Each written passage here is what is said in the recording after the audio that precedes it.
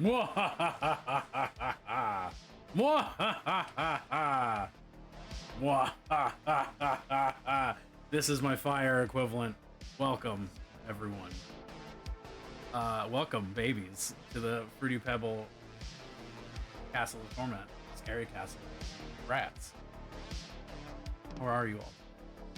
I hope you're doing wonderful. I hope you're feeling ready for something new, something different, something old, something scary. A classic. Exactly. That's the goal, is to have you looking for wizards. I'm gonna put my fire down here. You do live in the shadow of South Mountain. Check my mic. Well, yeah, I could put it closer to my face, but like, why would I do that? Thanks, Val.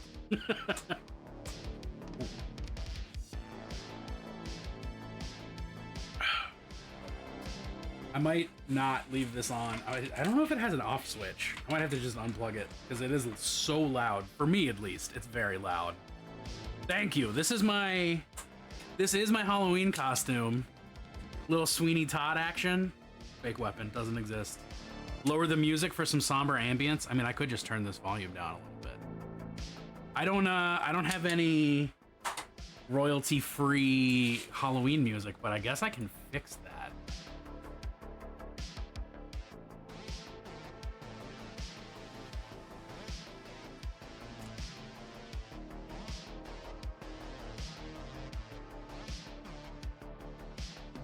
Horror background music for streamers. That's what I'm talking about, baby.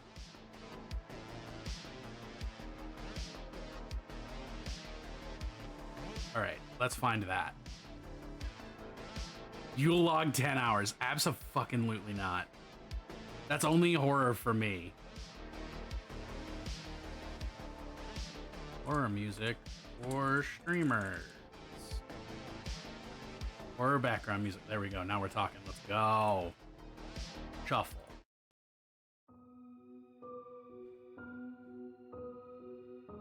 This is all just one dude named Mew, but it's a 4-hour playlist, so let's go. There's royalty-free typo negative knockoff. I mean, probably, but we're just gonna do what the literally the first thing that gets handed to me by the internet. Yeah, so my point that I was making was Sweeney Todd, does anybody need a little bit of a shave? It works better when I have a Mrs. Lovett, but she's still in makeup or putting on makeup, so I'm just generally spooky tonight. Somewhere in the disaster zone, conveniently off camera, I have an actual prop razor that was used for the local Sweeney Todd production. That's fucking tight. Hell yeah. Oh, that's a very sharp, dramatic line right there. All right. Okay. So, I have assembled the most spine-tingling collection of stories submitted by some of you, some hand-picked from the internet of stories that I know I like that that are definitely not real. I've got some good spooky Maryland folklore. And I have not one but two kinds of goat man for you tonight. And I have some actual real life happened to me moments that I can talk about, that some of which are probably not paranormal, but some of which are very weird. Will Squatch be in costume? No, because we couldn't get one pulled together for her. Because I don't do planning at all. So here we are.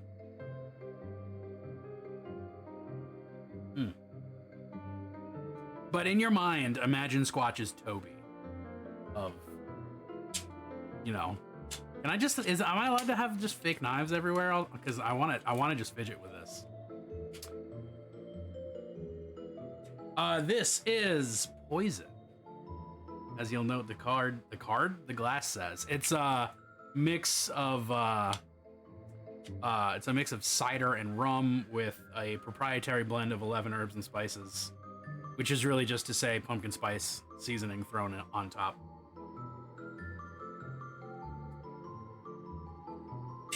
Posted in the Holy Fire chat. Well, let's take a look. Ooh, that's a nice little razor. That's a much fancier razor than the one I've got. Do you want to dress the dog up like a snake so it's a pit viper? Fuck yes. Very yes, thank you. You could also get the dog some rockin' sunglasses. Nice, but for the pumpkin spice, no nutmeg.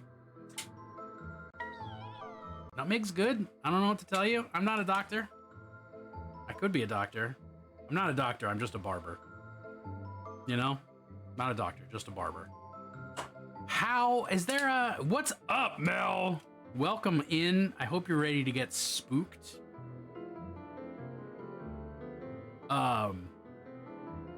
We all got him, some suck.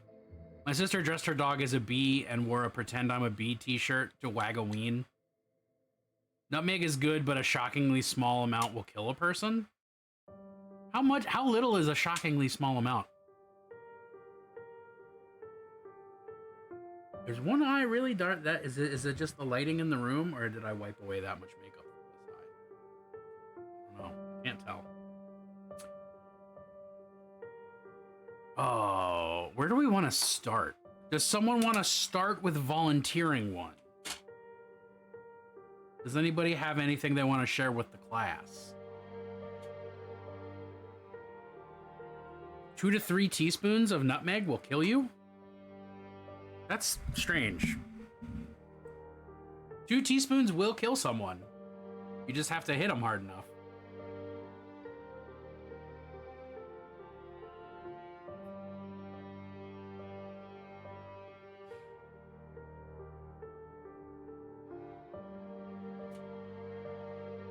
What do we think, folks? How do we want to start? Okay, so I have these organized by submitted by Claire, submitted by Speaker of the Void, submitted by the Good Ground. Oh, we could just roll the bones, who is not on Twitch but did see my call and got me on Instagram. Theoretically, Klez Mesmerson himself will be calling in at some point. And then I have a couple local Maryland things. I have a couple I picked, and I have a couple of my own. So I heard roll them bones. I think my skull dice are actually upstairs. But how many, this is a 1, 2, 3, 4, 5, 6. I have 6 categories. I have a giant scully D6 here. What's going on, Clover? Welcome in. I hope you're ready to be afraid. I do a fake Sweeney Todd voice? Do I pretend to be a British man? I don't know what accent this is supposed to be. It's a gelatinous cube, but it's got a bunch of skulls as the divots, as the dots, as the pips. So there's that. Hector, what do you think? Okay. An X-Files theme set would be fucking tight, though. It's also just so big and heavy that it's impractical to roll. Oh, and loud. We're starting with one of my own personal life experiences.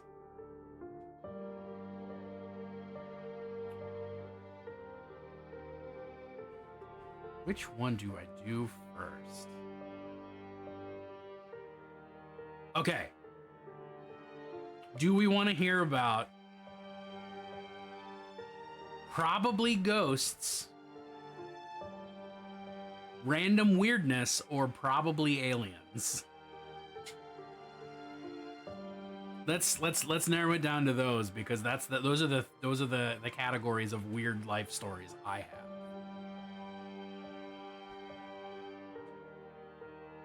Or is that 3? Is that 6 stories? 1, 2, 3, 4, 5, 6. I could also just roll another D6. Scully, you're never gonna believe this. Yes. What's up, Void? No shoutouts. Not a 1, not even considering it.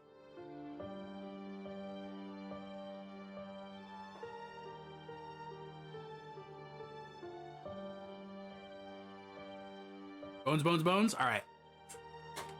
Rolling again for which of my 6 personal stories we start with. 2. The haunted stairwell in my deceased uncle's old house. I'll leave it to you to decide if my uncle's death is at all related to this. It's probably not. It was cancer. No shout outs. Specifically no shout outs, Claire. Did you not read? God damn. I love you, Claire. Thank you for doing your job.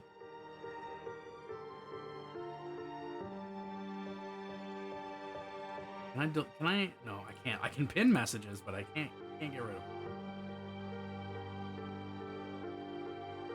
them. No. That was legitimately a please don't do shout out. Oops. So, my uncle, who is passed. Fuck that guy. He was an asshole. But his old house that I remember from being a little kid, had this one. Oh no! Just as I started a story. I'll wait. I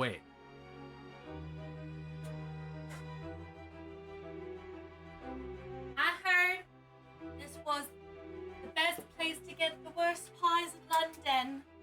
What accent? You need to. I have no idea what accent you're going for. I don't know what accent I'm going for. Ha!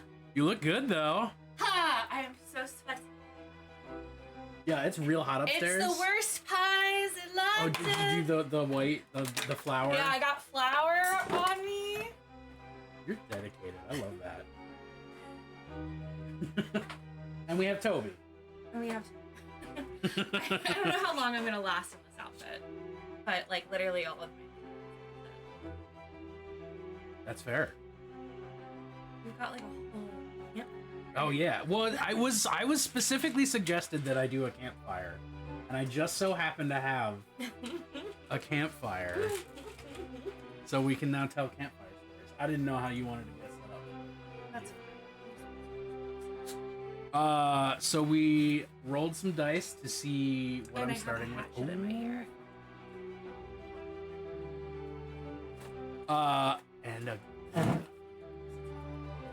Yeah, this is not part of my costume. This is just. Although, Mrs. Lovett is Oh. So we rolled a d6 to see which category of story we're starting. Yeah, I've listened. Oh shit. Okay, so I'm gonna start telling a story. Yeah, Sweeney Couples Todd play is Sweeney Couples Todd play. Sweeney has bi landlord energy. That's rough. So when I was a little kid, my uncle lived in this house out in the middle of fucking nowhere. And Angela Lansbury, that is a fucking compliment. Aww. That's the goal. I want to live like her. I don't think I sound like her though. No, not even a little. Oh, thanks. My uncle used to live out in this house out in the middle of nowhere, because he was rich and he had the money to do that. But it had this one stairwell like around the back of the house that just sucked to be in. Just didn't matter what time of day it was. It just like the vibes were off. And like the couple times that we went there for like Thanksgiving, I like literally just would avoid that part of the house like at night because it was too spooky for my little kid brain to handle, and I couldn't ever figure out why. And then fast forward like a decade later, we're at Thanksgiving at my uncle's place, but it's a new house, and they're talking about how weird the old house was for completely unrelated to Thanksgiving reasons. And my aunt is talking about how there was the guy who lived there before my aunt and my uncle killed himself by hanging himself in that stairwell. And everybody apparently hated the fucking vibes of that stairwell, not just me, but nobody ever actually openly talked about it until they moved out of the fucking house. And the story that she told was that they were in contact with the people who moved into the house when they moved out. And apparently they, yeah, that's fair. That is fair. Trigger warning. Oh, yeah. We're telling spooky stories. Yeah, tonight. Spooky stories. Be prepared. Viewer discretion is advised. No dogs will die. I don't think a dog will die. So the story that she tells is that the people who moved in after them had two like really, really young kids. And both those kids like would not go up the stairs to go to bed. Because every time they did, they would have nightmares. But if they slept like on the couch or whatever, they would just be fine. So that's my haunted stairwell in my uncle's house story. Ooh.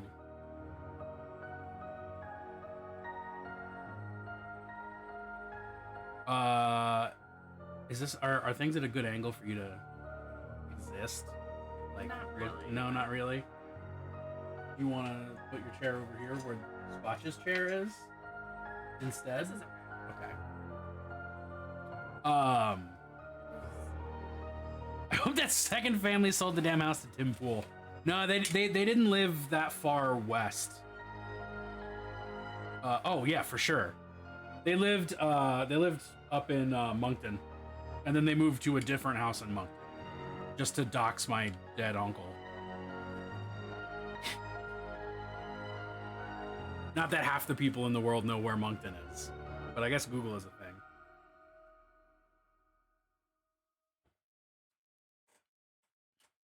I can cross this off. I'm so organized. I'm never this organized. land stream. Like Well, like the town of Monks. Yeah. Moncton, not like a monkfish, like M-O-N-K. Chun. Town. Monktown. Although, I don't know, there are a bunch of churches out there. That might be why it's called that. I've never found out. I've never cared to ask. Should I just keep rolling bones until there's no point in rolling bones for these anymore? And like, please, at any time, if you're like, oh, I remember one, hit me up. Why is it wet? What did I do that's wet? Bones. Aaron Fist, Deacon of Moncton. All right. The giant fucking D6. Show a camera of it. Can make that happen.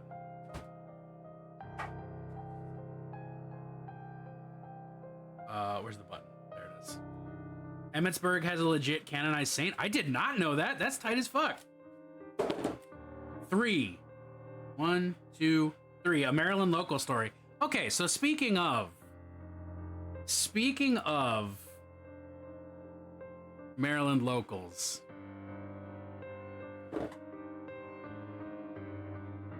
How many of you know about Maul Dyer?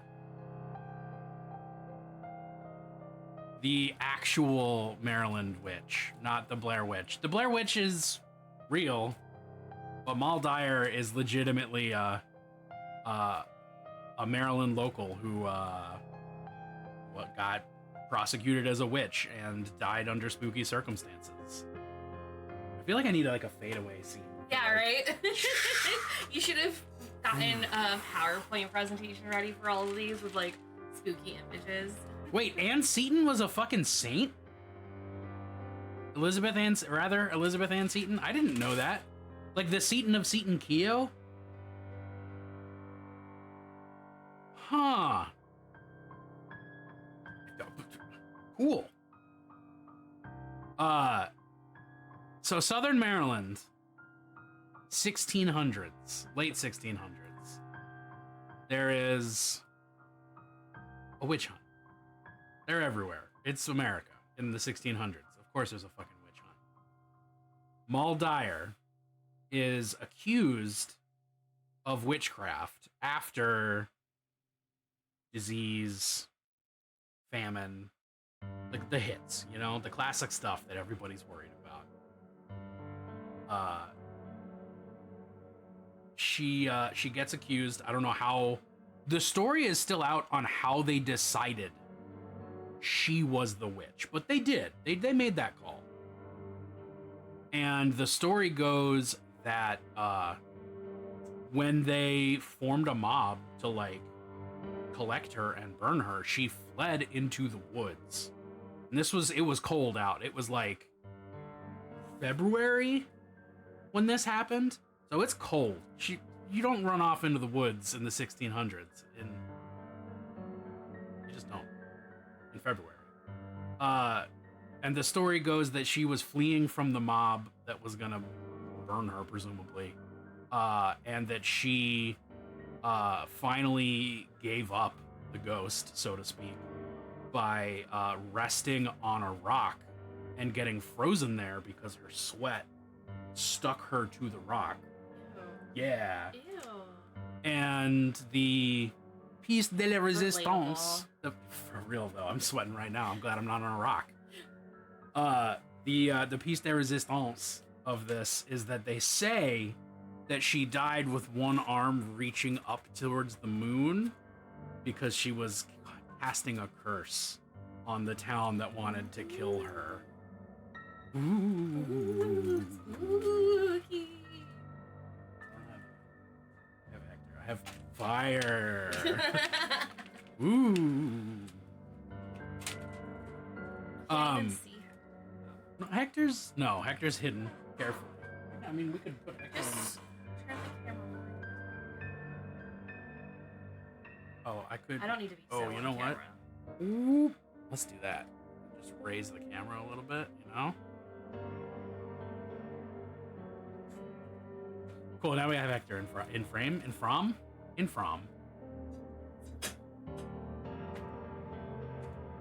So yeah, and Mal Dyer has her own Wikipedia page. I definitely don't have that open right now. But Can neither confirm nor deny. you can confirm.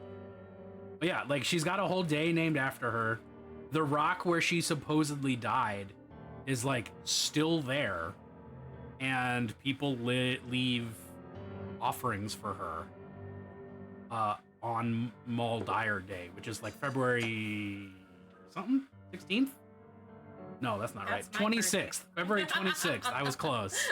You're remembering my birthday. Remembering June birthday. June bug. Yeah. And according to Wikipedia, she's one of the historical figures that inspired the Blair Witch Project. There's a lot of weird people. Weird people doing weird shit. Wow. Oh, that worked interestingly. I'm worried about rolling this dice. It's so large. You can roll a different dice. Nope, this is the one that got picked. And it's covered in skulls and gelatinous cube. It's Halloweeny, damn it.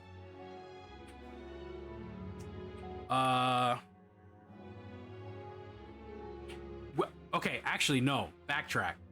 What do we want to bet that Klez has forgotten that he was gonna fall into? What's the over under on that?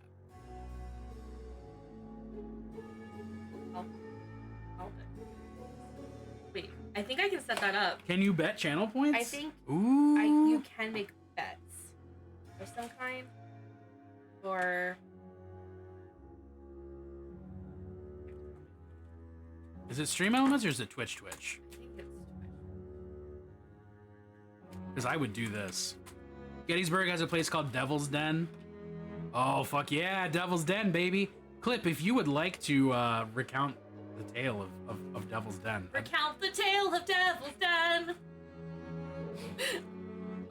Please feel free. If you wanna get in a Discord call so you can speak it, it's an option. It's not required. If you want to just type it, that's cool. I'm just giving you options. Probably.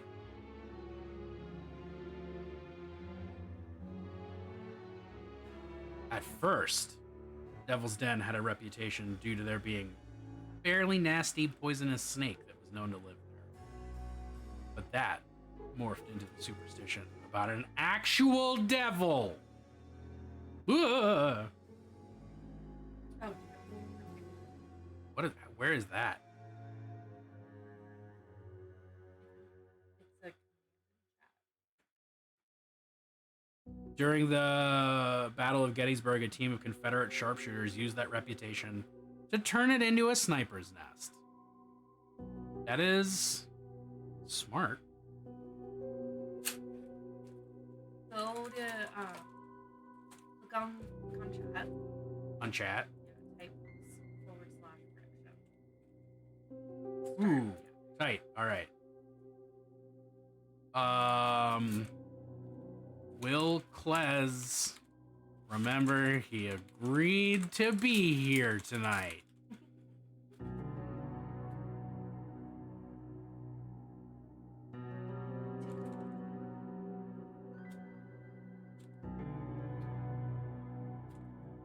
Yes. No. Submission period. Half an hour. Half an hour? Yeah. Okay. No, we'll do that. We'll just do the next like 5 minutes. 5 minutes, yeah.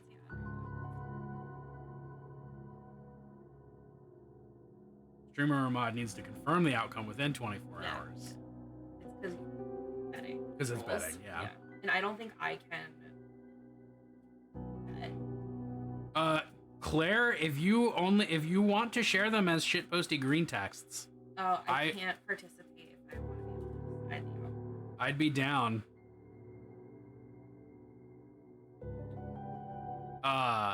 If you want to send those to me, I'm here for it.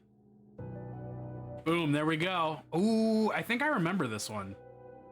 Also, I have at least one shitposty green text story that I intend to share tonight. So, it's in the park proper, but it was in a restricted area for a long time because it's a bunch of rocks and it's dangerous as hell. People have died climbing down it. I knew that too. But a bunch of nerds eventually got it opened so they could do reenactments. Oh shit, someone has already voted no, he won't.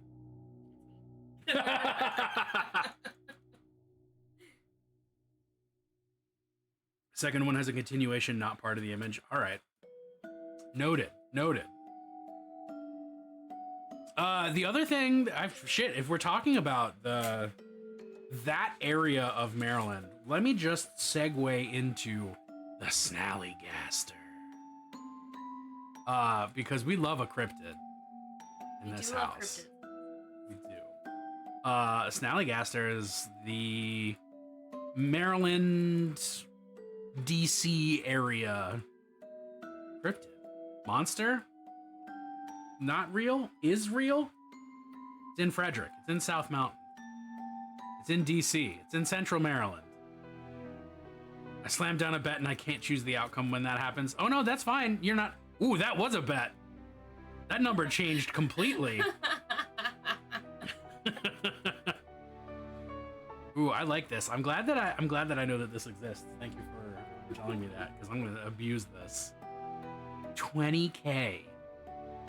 20K. Someone voted 20K for yes. I believe in Klez. Because Klez believes in you. A Snallygaster is supposed to be a bird, snake, lizard, dragon thing that may or may not have tentacles. It's comes from, like, the word Snallygaster is a bastardization of Schnellergeist, which is the German term for it. That's where it came from. It's like fast ghost, which is what the Germans were calling it, because they were in the area. There's a lot of Germans out that way in Maryland. There probably still are. I haven't done the census. I don't know. Our boy Doug used this to obliterate the economy. Perfect.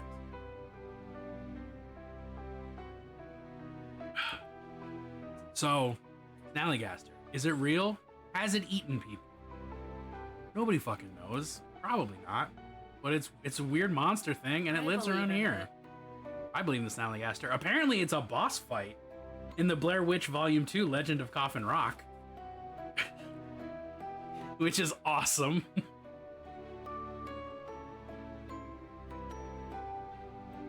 Oh yeah, there's a lot of weird representations of the Snallygaster.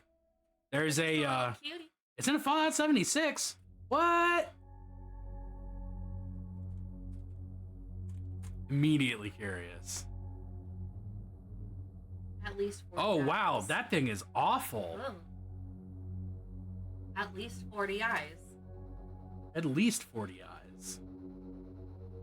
Wow, that thing's ugly as fuck. And it has stats. How big is it?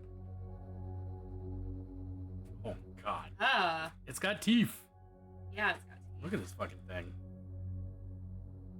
Got that Bethesda pretty to it. It doesn't have wings though, which makes me sad. It's supposed to have wings. It looks very wet. It does look very wet.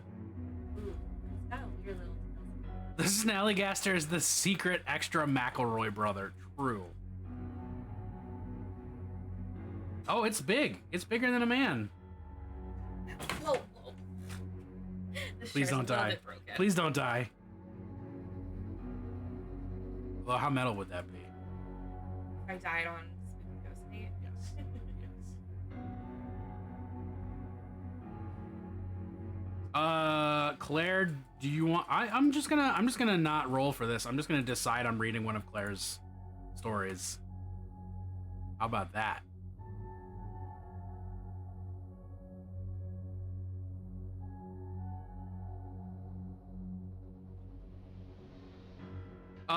Wait, Claire, are they... I have provided my stories 3. These, yes, I have your link, but, are these the same story, or is in Discord? Is the first image separate from image 2?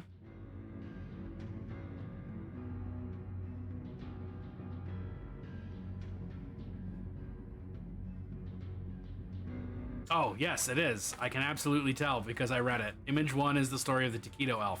Okay, tight. I'm gonna D6 this. See which one we read. We're doing the link that Claire sent. Where's the link? Where's the link? Did I delete the link somehow? Well,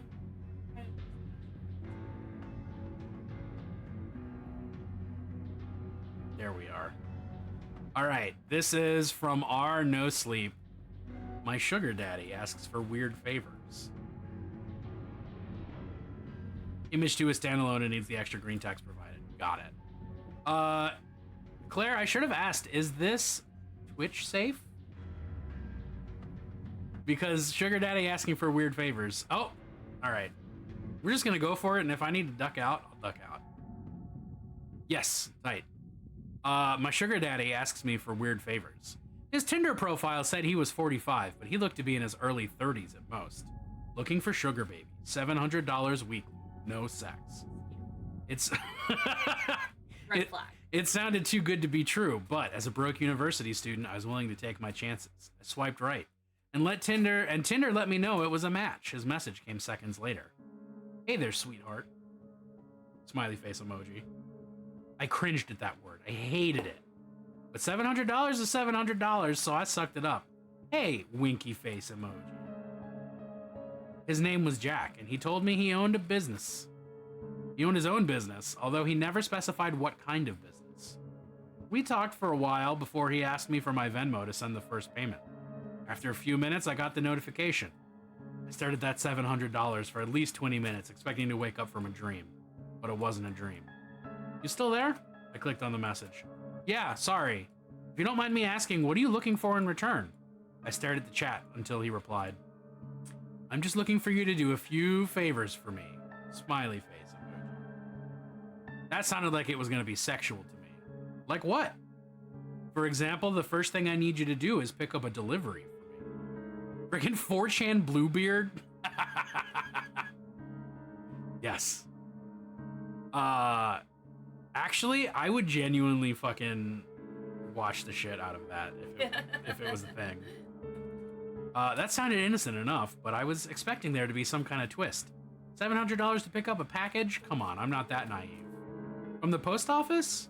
No, I'll send you the address, but I'd rather not do this through Tinder. You have Kik? You can give me your number. Kik, what is this, 2011?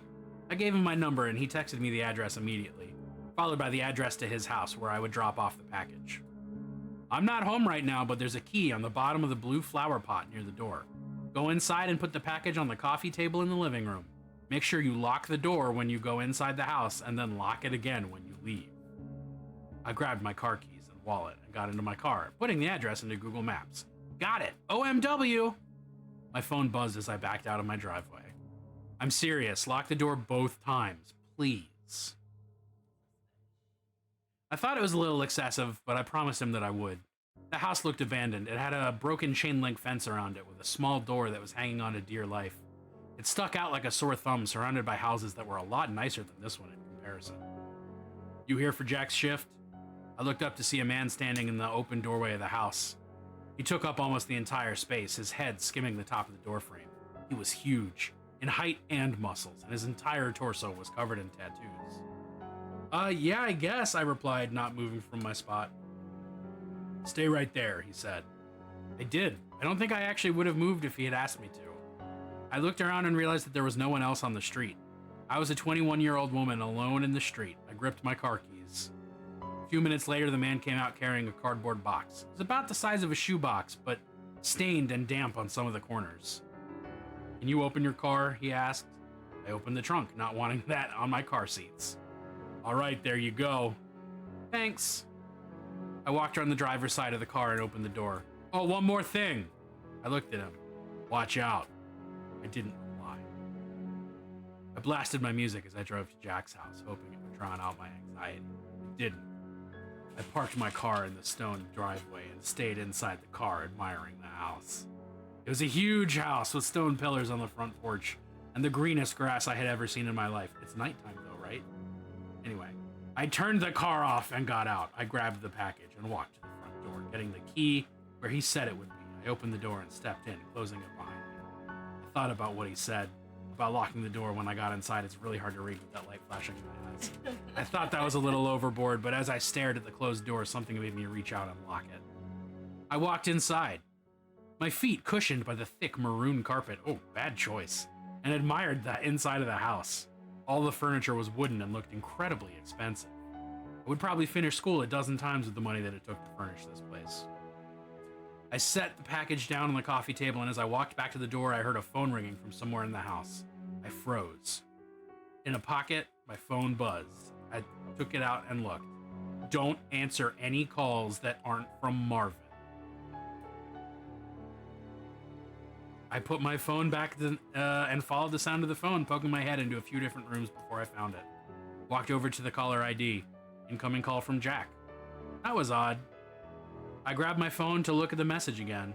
I was starting to get a little creeped out and decided I wouldn't answer just to be safe and left the house, remembering to lock the door as I left. I've done a few more favors for Jack since then. Drove a BMW to a random park in another city, only to get out and drive a different car back to Jack's house. He had me meet one of his employees for lunch who gave me a briefcase. Employees for lunch. Who then gave me a briefcase to deliver to the first house I had gone to and told me he would know if I looked inside. On several occasions, he asked me to drive down to that same house and stay with the guy, whose name was Julio, for a certain amount of time. In total, I've made around $3,500. Most recently, Jack asked me to stay in his house overnight. I woke up to a text message from him. I need you to spend the night at my house. I had never seen him in person. We stand Julio in this house. All right. I had never seen him in person, but I had talked to him on the phone a few times. He proceeded to tell me he would pay me $1,000 to spend the night at his house, provided I follow several rules. I drove to his house that evening. The driveway was empty, and it normally was, but the porch light was on. I walked up, unlocked the door, went inside, and locked it again. Everything in the house looked the same. Jack had told me over the phone that he would leave the list of rules on the dining room table. I set my stuff down in the living room. My bags looked like garbage compared to the fancy furniture there. I wandered into the kitchen, then to the dining room. Sure enough, there was a piece of paper on the wooden table, held down by empty glass. Lock the door when you come in. Only answer calls from Marvin. Don't turn on any faucets between 9 p.m. and 11 p.m. Don't open the door for anyone, no matter who they say they are, after 10 p.m. It sounds like rules that, like, some, like, boomer grandma would have. Right? If the door to the closet at the end of the hall is open, sleep in the library. If closed, sleep in any of the bedrooms. The gardener comes at midnight. If he starts knocking on the windows, hi. Turn the TV on and let it play static through the night. Do not forget to do this. Help yourself to anything in the fridge. Smiley face.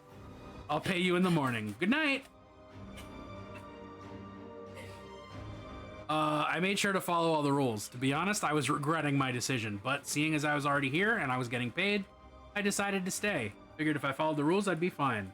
Still, it felt weird. What was this, a haunted house? Nevertheless, I lounged around the house for a few hours. As I was planning on going to sleep around 9, that's the time when the weird shit would begin to happen. At 8:50, I brushed my teeth, using the faucet for the last time before 9. I checked the closet in the hallway. Upon seeing it was open, I moved my stuff into the library and got ready to sleep on the couch. I locked the doors just in case and laid on the couch scrolling through my phone. I hadn't gotten any more messages from Jack, and I started to think up scenarios and reasons as to why he's got such a strict, peculiar set of rules in his house. I had dozed off at some point, and at exactly 10:16 p.m. I was woken up by the doorbell ring. I was about to get up, but I remembered the rule. It's the police! Open up! Hello, it's the police! Open up or we're coming in! I still didn't move, but I could hear my heartbeat in my ears. There was silence for a while after that. The doorbell rang again. Hey, it's Jack! Let me in! It sounded like Jack, but still, I didn't get up. He would have a key, wouldn't he? Why would he need me to let him in? This continued for almost a full hour. Different people would ring the doorbell, announce themselves, and then disappear when I didn't respond.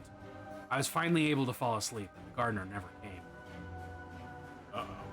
When I woke up the next morning, I heard someone in the kitchen. I got up slowly and unlocked the door as quietly as possible, taking my phone with me and walking across the living room to the kitchen. Dropping a lurk. Oh, thanks for the lurk. It was Jack. He was standing in front of the stove, stirring something as the coffee machine brewed coffee on the counter behind him. Ping you when yours comes up? You got it. Hey, good morning, he said. Hi, I replied, nervous. I hadn't seen him in person before, but he looked exactly like his pictures. Scrambled eggs, he asked, motioning to the pan. Yeah, thanks. I ate my breakfast and drank some coffee in silence. So how was it? It was okay. Nothing super freaky happened. Cool! There was an awkwardness in the room. No fucking kidding. I think I'm gonna go now. I have class. I didn't, but I really wanted to get out of there. Oh, no, yeah, sure. I'll talk to you some other time. A fellow autism human? Wild first chat, but hello. Are we talking about us, or are we talking about the narrator of this fucking story? Because maybe. But hi, welcome in, Fruit Roll, yup. Yup. Fruit Roll, yup. You two. Oh. At least one of us is. The other one might be.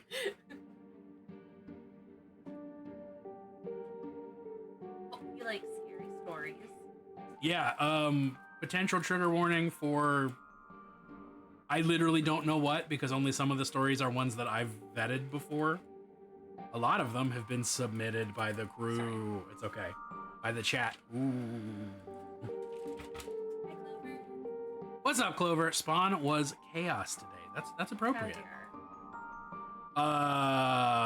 Where the fuck was I? So we're in the middle of a story from our No Sleep. My sugar daddy asked me for weird favors, which sounds like it's gonna be sexual, but it's not so far. And we're near the end. Blanket awareness required. Yeah. Viewer discretion is advised. If something seems icky, then just don't. Okay.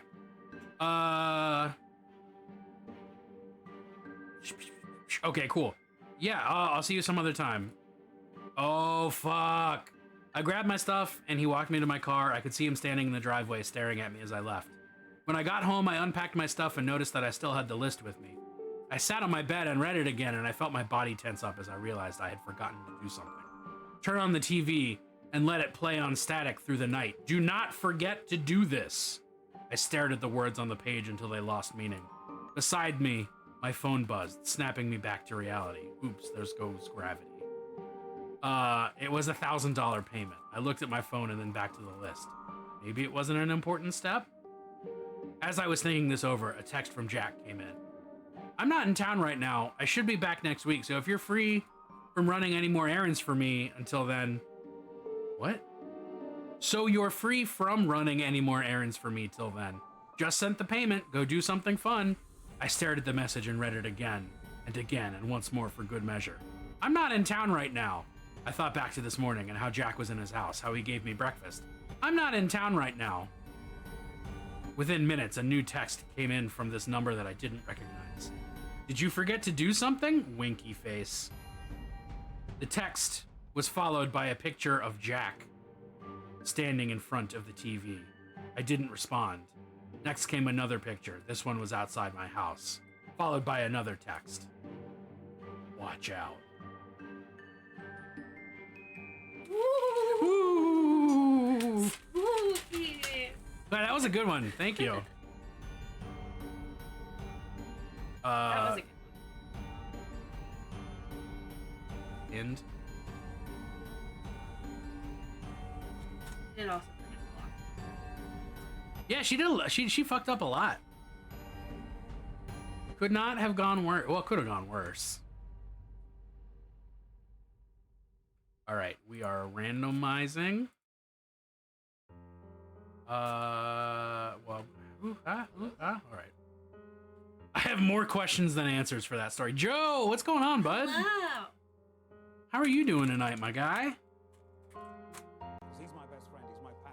He's my homeboy. Soldier. Ah. Farming simulator. Fuck yeah. Not painting, but farming.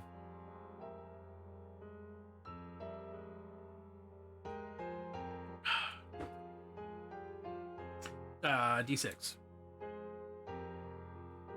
Oh, have I heard from Klez? I have not heard from Klez. Did you exercise at some point? Oh, This is on him. oh. Okay. Okay. Have a good lyric. Thank you for the lyric file. 4. Submitted by the Good Ground. All right. So my buddy, the Good Ground, on Instagram. Been a rough month mentally. You have painter's burnout. Oh, Ew. fuck, Joe. Well, hopefully some scary stories and camaraderie will help with that.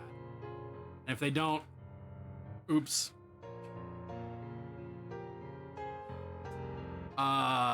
Where is the Good Ground? Okay, so my buddy on Instagram, the Good Ground, / Doo-Wop Apocalypse, depending on which account he's using, has a story about he and his wife moved down to Georgia. In the apartment that they were in, his wife said, I'm just gonna read this verbatim.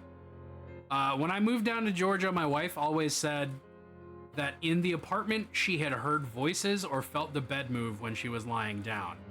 I never believed it. So when I got down there, I go and walk my dog one day. Halfway down the block, I realized I forgot something and headed back. I go to unlock the door and pull it open, but it doesn't open all the way because the chain lock is across it. I could see a bolt slipping, but I could definitely not accidentally put the chain across. Had to go through the back door. I definitely ate humble pie when I told her about it.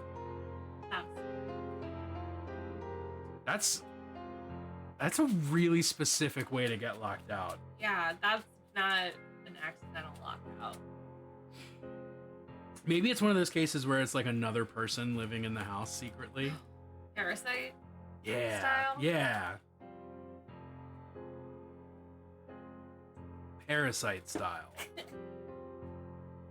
Opa Parasite style.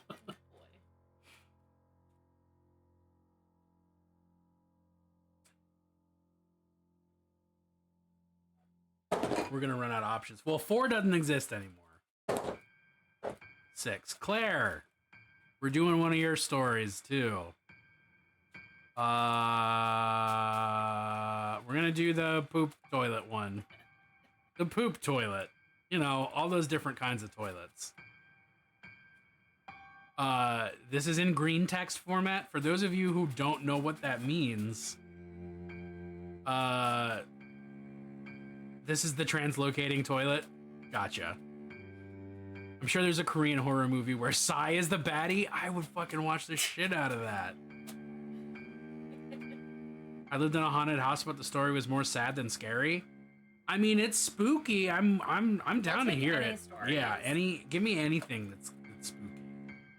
Gimme ghosts, monsters, other things. But right now, Claire. Oh no, I didn't explain what a green text is. It's an outdated mode of telling a story on 4chan. It's gonna sound a little weird. With particular grammar. So, I leave the bathroom. I had to use more doors to leave than I had to enter. I'm at a diner. I need to go to the bathroom. I find a door labeled restroom. So I go in, and there's 3 more doors. Gentlemen, ladies, and an unmarked door muffling the sounds of groaning metal, clashing swords, and rushing water. I go into one of the other 2. 3 more doors. The first 2 are locked. The third door has 2 more doors. Open them both. Toilets. Thank God. Wait, how many? Wait, no, it's got to be the other way around. It's got to be. How many doors were there when you finished your business? So you go to you go find a door called restroom. There's 3 doors in there. Go into one of those doors. There's 3 doors in there. First 2 are locked. You walk in there. There's 2 more doors. Both of them are toilets. It's a creepypasta, not a logic puzzle. No, this is a thing. And this fox would not sit next to the bird. Moros, what's up? Oh, thank you. This is a thing that happened to Claire. This is not a creepypasta. This one specifically. This is went through 3 total layers, but left across 5.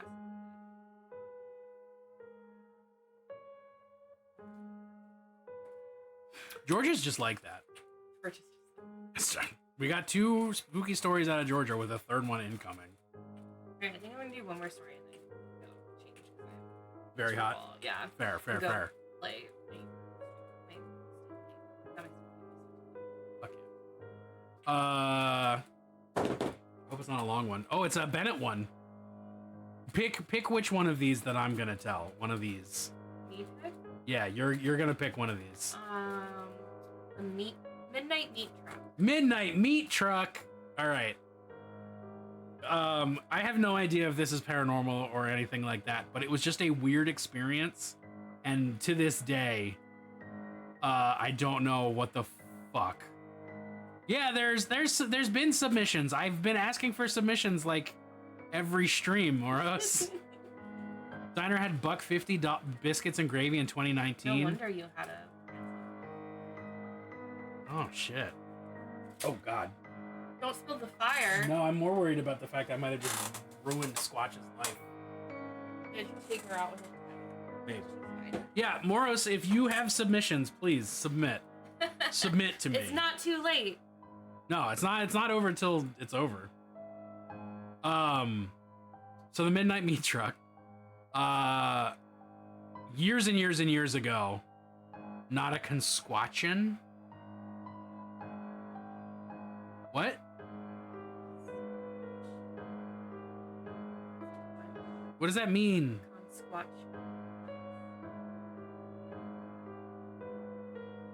Oh, Claire, that doesn't even remotely work. Concussion. No, you're fired. Midnight Midnight Meat Truck. Years and years ago, like 2009 maybe. No, more like 2006. I'm driving home from dropping off my then girlfriend at her house, and I'm driving a stretch of 83, which is like the main highway north out of Baltimore City. And I'm on the stretch of 83, and there's fucking nobody around except for this one other car. It's like 2 a.m. by the way. That's important. It's like 2 a.m. It's just me and this one other car. That's just this big white, like your classic big white van. But it's not one of the ones that doesn't have windows. It has all the windows, but all the windows are like pasted over with tinfoil from the inside. So you can't see in any of the windows, but they're there. And I'm just like, okay, that's pretty normal. There's a lot of reasons to tinfoil the inside of your truck. And that's sarcasm. So as I'm passing them, as I'm passing the van, I look over and just like, out of curiosity, like, who is driving this van at this hour? And in the fucking driver's seat, there is this, like, uncomfortably wrinkly, old, fat guy. No hair, wearing sunglasses. Like, those big, like, blindness sunglasses that cover the whole deal. You know what I'm talking about? Yeah. Just fucking driving. And as I'm driving, I'm looking at them and going, okay, that's kind of creepy. What? And as like I'm having that thought, another person leans forward from the shotgun seat, looks exactly the same as the first dude who's driving, except has hair, has shoulder length curly hair. Ew. Still wearing sunglasses, and they both turn and look at me at the exact same time, and then I sped home. Because I was like, that's weird! I don't want these people to know anything! I'm 14! No, that's not true, I was driving. Like, I'm 16, I don't know what's going on. So that's my Midnight Meat Truck story. I have no explanation Not for enough that. meat in that story. Well, it's just because the Midnight Meat Train is a movie. No. And But, average Baltimore transit experience. Those were for real ultra terrestrials. Do you want me to message you in Discord or in chat? Either is fine, Clover. Either is fine. Whatever you're more comfortable with. Yeah, either is fine. I don't even have a follow up. just make sure it's chat. Yeah. Alright. I'm gonna not be in costume because I'm so sick. Valid. I made a guest appearance. Good night. Do you have I'll be in anything chat. spooky to say? Do you have do I have any- do you have anything spooky to add? Do you have a spooky experience? I didn't even think to ask you this. I don't have a lot of spooky experiences. But there was a good ghost story that I heard at one of my summer camps where this kid was trying to impress his camp crush, and he Wonder. so yeah, and he was like swimming in the like lake reservoir thing, but he got caught in the like runoffs from it and fucked up his leg, and then later that night they could hear in the cabin this like weird like dragging footstep coming from. Is this the classic the person telling the story makes the sound? Fuck yeah. Love that. That's my story. Alright, I'll be in chat. Here. Thank you for being here. Want me to Only if you're gonna refill it. I figured I would offer.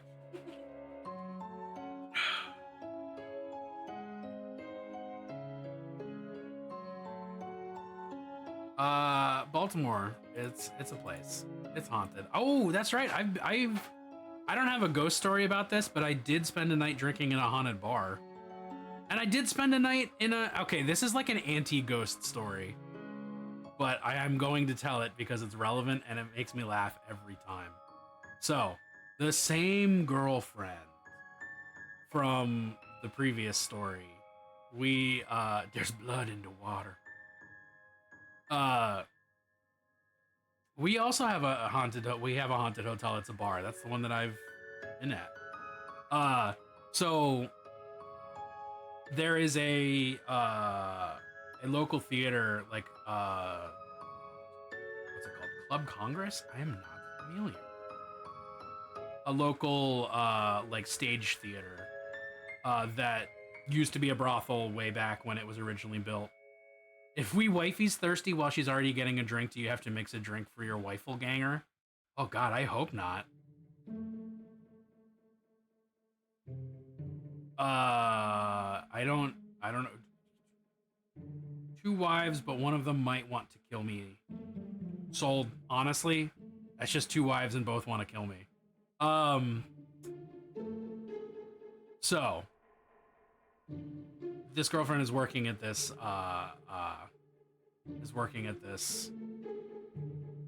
theater, and because of whatever random ass life situations happen, like we didn't sort out whatever timing thing, and we wound up like sleeping at the theater. Basically, the theater like has a reputation for being haunted and all that jazz.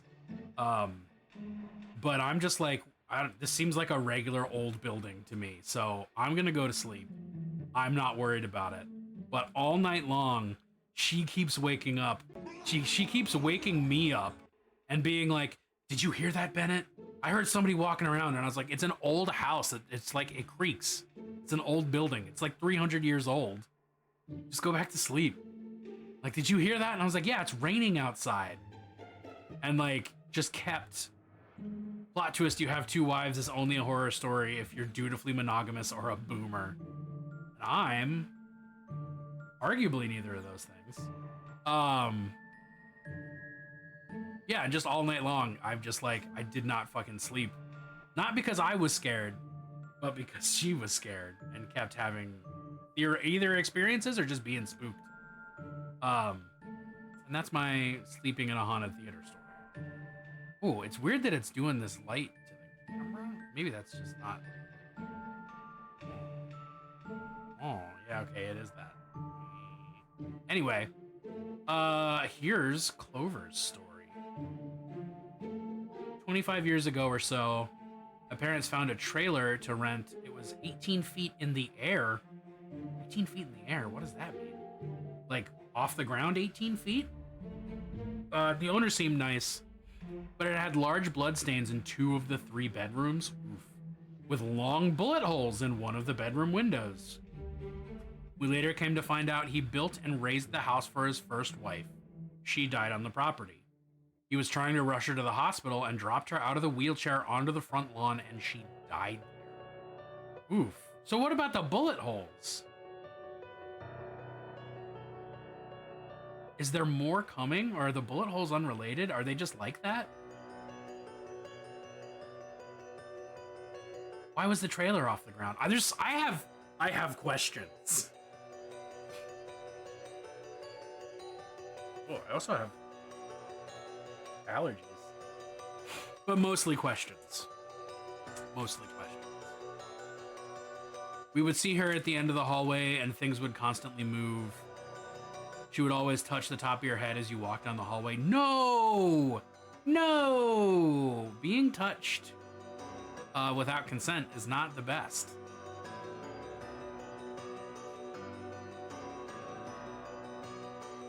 Why the bullets and the bloodstains though? I need to know.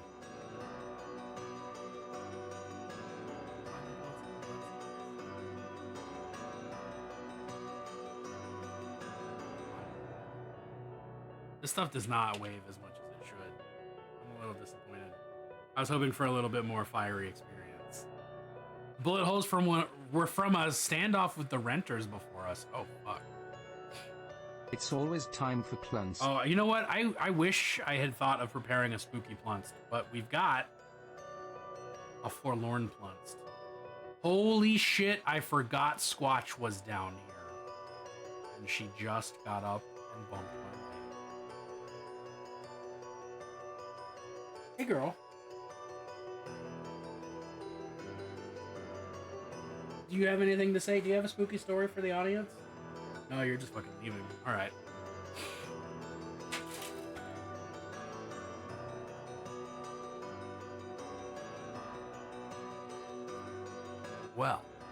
Well, that was a good one. That is sad, but it is also fucking spooky.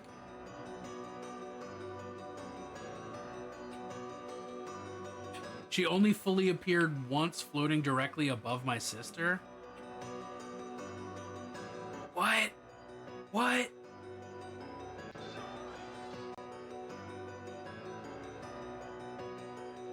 Thanks, Clip.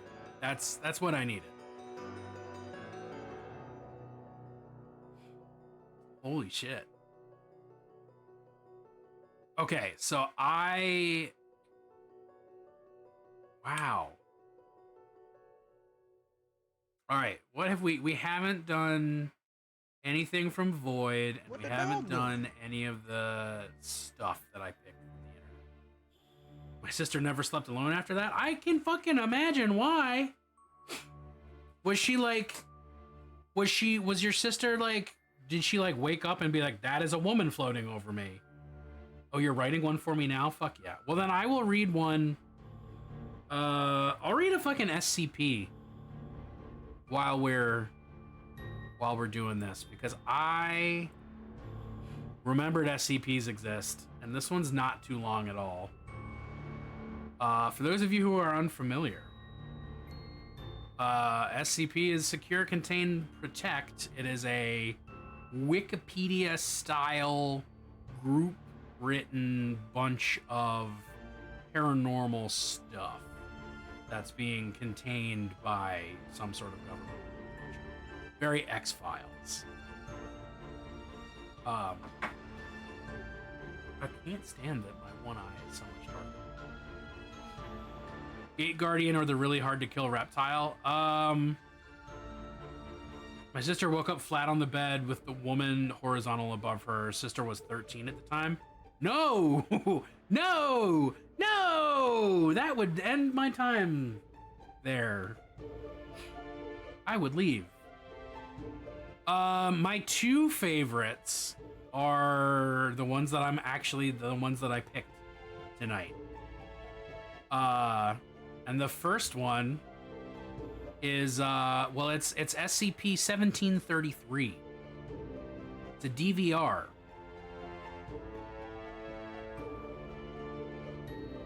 We lived there till my sister was 15, so for 2 years she just didn't do that. Just didn't sleep. So, item number, SCP-1733. Object class, safe.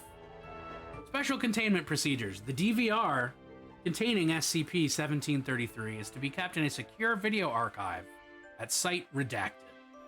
Playback of SCP-1733 is strictly forbidden unless required for research. Personnel must contact Dr. Geller for permission to study SCP-1733. Description: SCP-1733 is a digital recording of the 2010-2011 NBA season opening game played at TD Garden in Boston, Massachusetts on October 26, 2010, between the Boston Celtics and the Miami Heat. Agents monitoring social network sites. In most canons, the SCP Foundation is explicitly a private entity. I didn't realize that I had just unlocked a fucking special interest, Claire. The Unusual Incidents Unit is a branch of the FBI and is more often an apt cause of outbreaks than actually useful. This is... Point is, it's X-Files shit. That's all that needs to be said. Agents monitoring social networking sites were alerted to SCP-1733 when Boston native Redacted complained in a Facebook thread on 10/27 about a technical foul in the third quarter involving players Ray Allen and Chris Bosch that never occurred in the original broadcast. When confronted, Redacted uploaded the relevant segment, much to the confusion of his derogators. Foundation agents embedded in Facebook's moderator team, deleted the thread and procured the IP addresses of all individuals present at the chat at this time to locate and administer Class A amnestics. Amnestics?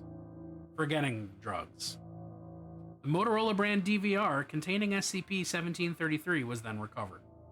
Study of this footage has since revealed the nature of the recording's anomalous properties. Although initially diverging from the original broadcast only negligibly, such as quarter point totals and occurrences of fouls, SCP-1733 has begun to markedly digress from the content of its earlier playbacks. Recorded entities have been observed to retain memory of previous playings, and as such have developed a burgeoning awareness of their own existence. It is hypothesized that playbacks impart an unquantifiable measure of cognizance into the entities inhabiting SCP-1733, with consecutive playings greatly expanding recall of previous events. This effect is cumulative and extends to all persons in the arena. Quality of awareness has progressed from reported feelings of intense deja vu by commentator personalities Mike and Tommy to a near eidetic memory of preceding playbacks. However, to note, no entities inside SCP-1733 have ever addressed the viewer directly or shown any awareness that they reside within a digital recording. The individuals in the recording are virtually indistinguishable from their real-life counterparts in talent, behavior, or mannerisms. Moros, thank you. Oh shit, okay, backtrack. My baby sister, born when I was 20, right before we moved, screamed anytime she was left alone. Even if dead asleep, would start screaming in fear the moment you left the room.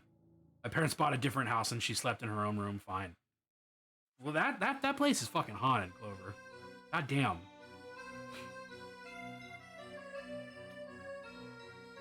As the individual is recording, virtually indistinguishable. Fans in the crowd also appear to be real human beings in all respects, and Foundation inquiries into the current status of these persons has found nothing of note.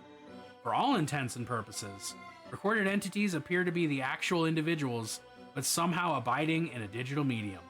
TD Garden records have put the number of people in attendance at redacted. It was originally the purpose of SCP-17... It was initially thought the purpose of SCP-1733 was to depict an infinite number of game outcomes, since players were able to modify offensive and defensive strategies during every playback. By playback 34, players and coaches became so keenly adapted to the opposing team's playbook that the score remained 0-0 until 3 minutes and 34 seconds in the first quarter. I don't know what that means sports-wise. As quality of recall was still weak in early stage iterations, memory of preceding playbacks likely manifested as vague intuition felt by players, fans, and team personnel, interfering with their ability to grasp the full scope of the situation. By playback 45, however, comprehension of their predicament had reached such a point that players declined to play altogether and assembled with the rest of those in attendance to formulate possible escape plans. It is the conclusion of Foundation researchers that the inhabitants of SCP-1733 are imprisoned in the setting of the recording, as they have been unable to exit by any means. Doors leading out of the arena have not yet yielded an estimated force in excess of... redacted. The Assembly also has been unable to exit from locker rooms, player facilities, or skyboxes. Waiting for patrons arriving in at scripted points prior to the start of the first quarter has also been unsuccessful. Individuals leave by where patrons entered and are then unable to navigate and escape from the adjacent quarters. A 0 score in almost 13 minutes of play is pretty crazy. Fair enough. Waiting for patrons, escape attempts have since grown more desperate and have included failed attempts at constructing makeshift explosives, all-out rioting, the fracturing of the assembly into 3 opposing factions, and by playback redacted, the ritualistic murder and disembowelment of players in the hopes of appeasing whatever it is that confines them. However, upon beginning of a new playback, all persons are returned to their pre-game status unharmed. Researchers have been unable to duplicate the effects of 1733 with any other recordings, confirming the device is not the source of the aberrant properties. Due to the distress visited upon the inhabitants of SCP-1733, testing has been suspended indefinitely.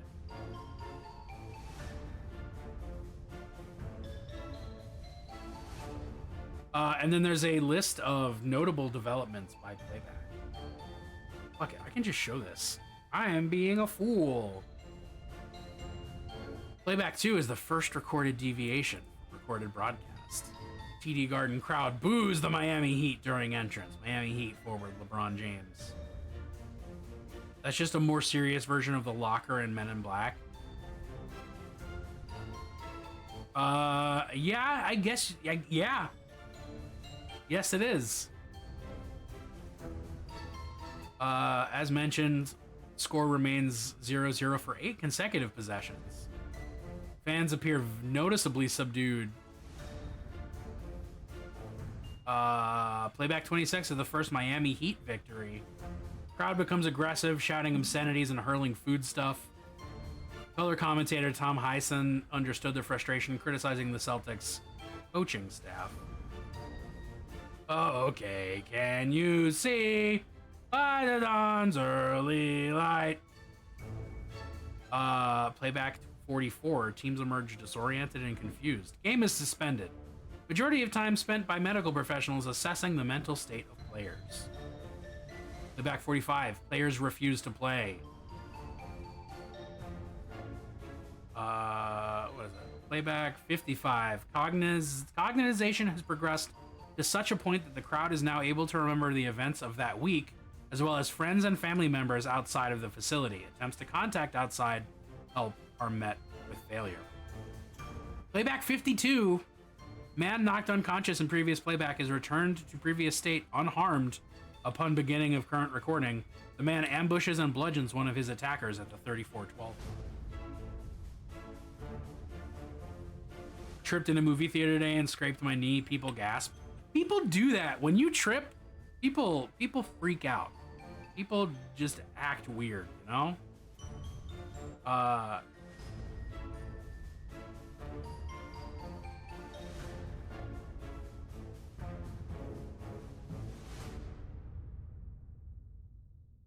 Yeah, okay, so here's where we get to the very Bennett part. By playback 65, the crowd is unable to exit the facility. Congregation has since dissolved into the following groups and factions. Players, coaches, and all involved team personnel have presumably barricaded themselves off screen. The infirm and parents, accompanied by their children, have retreated to the northeast corner of the balcony and have elected to wait out playbacks as they occur, marking their territory with a championship flag. Redacted individuals, henceforth referred to as faith keepers, have proselytized to multiple gatherings that they believe being confined to the TD Garden is a punishment for rampant consumerism in the post-industrial world, and have burned offerings of mobile phones, car keys, handbags, and wallets in the center of the court for the past 4 playbacks. The group comprises Boston churchgoers and redacted. A notable portion of adults, numbering approximately redacted, however, remain diligent in formulating escape plans. I legally have to go see the FNAF movie. Matthew Patrick is confirmed in it. Who the fuck is Matthew Patrick? Also FNAF. I don't know why I said FNAF. People don't do that. Playback 73. Matt Pat. I don't know what that means. I don't know what that means either. I don't know culture, Claire. I don't know what a Matt Pat is. I don't know what a game theory is. I have no context for this. I've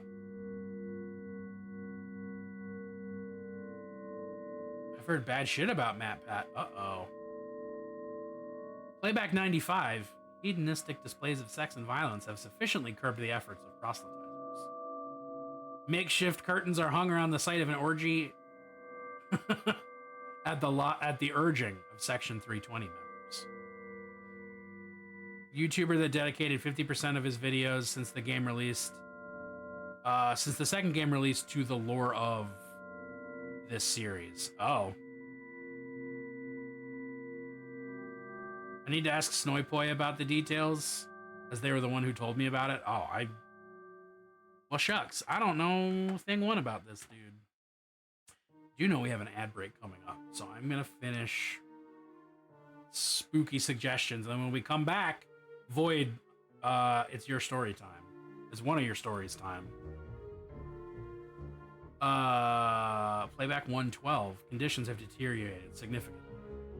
Individuals have leapt from the balcony section in the opening 10 minutes. The Faithkeepers storm player facilities and retrieve Paul Pierce and LeBron James. The players are ritually sacrificed and their bodies are subsequently displayed to the arena's Jumbotron. The murder of players seems to have no effect on the recording. Proselytizers have begun to call for the sacrifice of children. Adults have formed a wall.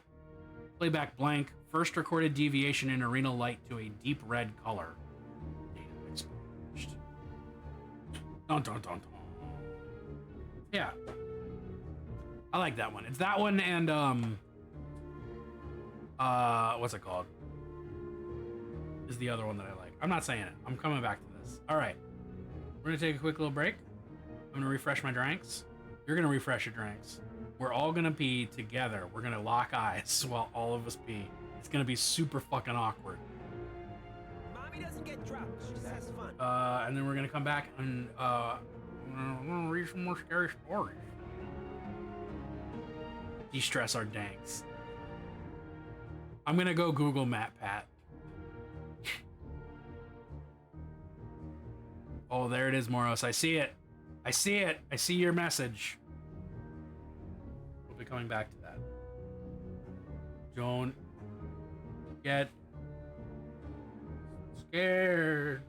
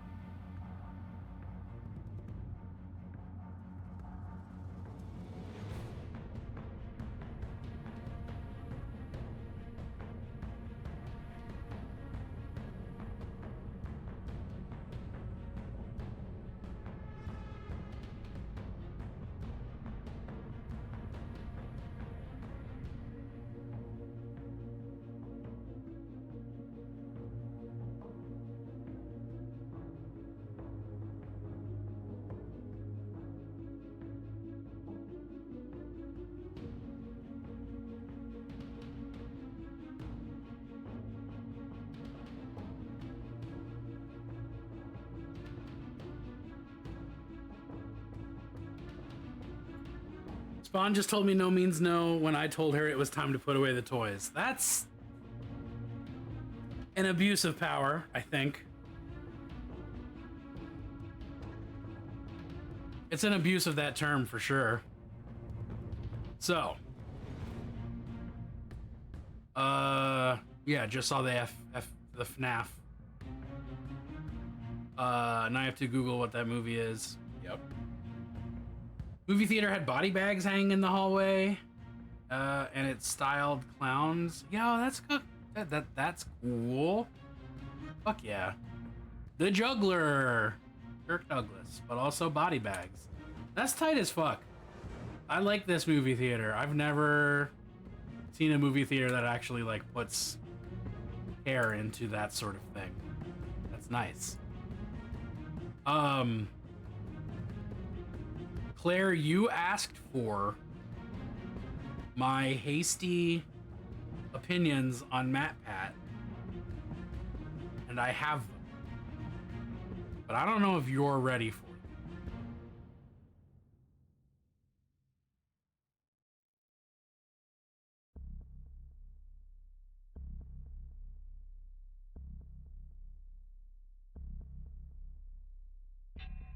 I heard that as puts hair into that sort of thing. Ooh. Ooh.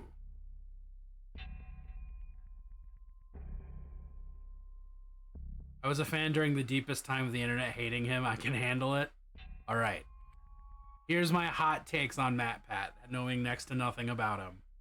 He looks like he belongs in a locker. He looks like he was fucking born to be pushed into a locker.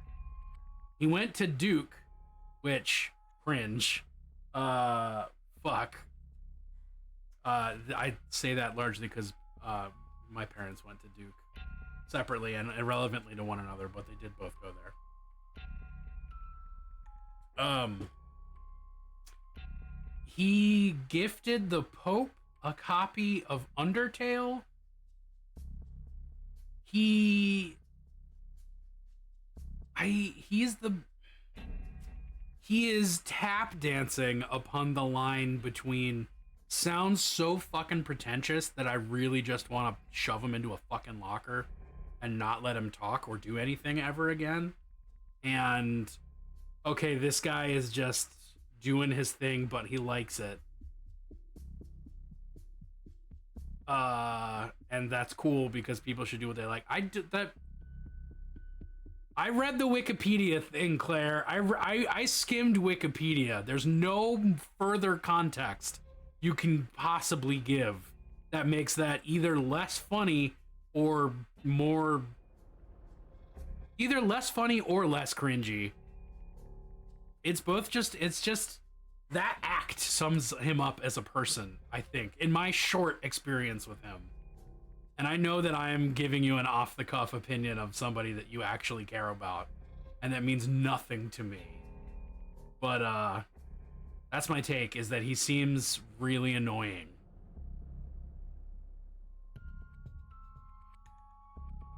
Who is this Wish Mr. Beast? I don't know who Mr. Beast is.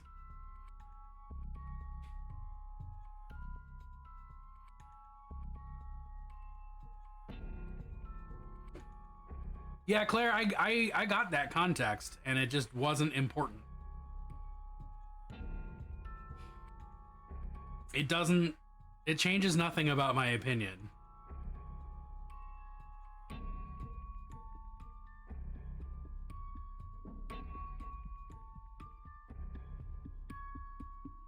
At the same summit, people gave the Pope gifts such as a surfboard and an illegally gained potted plant. You read that sentence 6 ways and all of them are accurate. Oh, you can read that sentence 6 ways and all of them are accurate. He was in the movie. He's under the cheese. No, we're... that is only used when people are touching your body, and Spawn said, or space, and the bathtub is my bubble. I mean, she's not wrong, but she is wrong. It's an abuse of power. Void, I call upon you, Voidly One.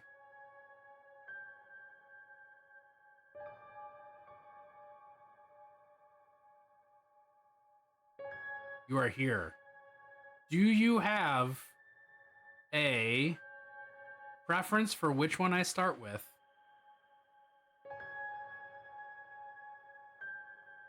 We bargained for 20 more minutes. I regret to inform you, having a smart kid sometimes involves having a smart-ass kid. Almost always one and the same. Or maybe I was just a pain in the ass kid.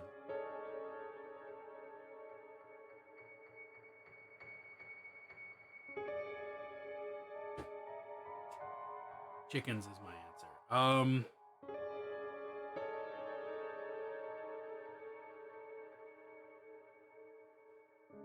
I'm respecting your autonomy as a person by commending you on your boundaries, but practicing my right as a parental unit by stepping over them.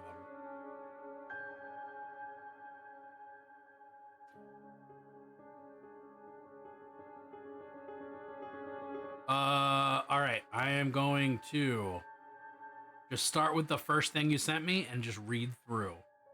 Void. Oh, that's what happened. I copy pasted the link. I didn't copy paste. I cut and pasted the link that I couldn't find earlier into the middle of this story, which is why I didn't understand what I was reading. Okay, so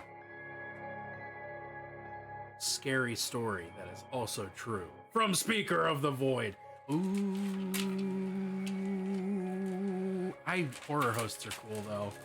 I don't know how people take it as seriously as they do, but like I'm envious. I just want to be a crypt keeper, you know? Scary story that is also true. When I was around 15 or 16, we had a ghost or demon or something show up in the asshole's basement. I'd accidentally gotten jump scared by a horror comic because I didn't know what it was. Regret indeed. And suddenly the temperature dropped by like 10 degrees. Holy shit. I could move my eyes and that was it, but I could see this ghost white mouse running around and moving way faster than a mouse should move. We had mice. I know how fast those little shits can move. This was not that. Now, I could not move for, I want to say, 5 minutes while this little fuck was circling me, watching me, and probably laughing. Also, taking the same shape as the fucking jump scare ghost from the comic I just read. But that's kind of to be expected, I guess.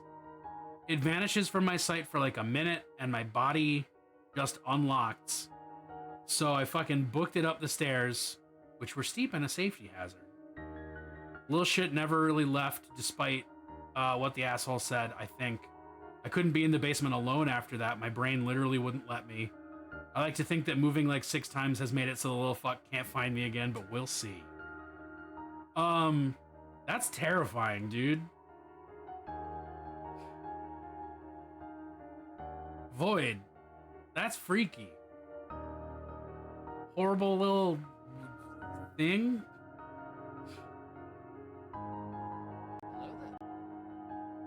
Very good evening. I don't drink wine.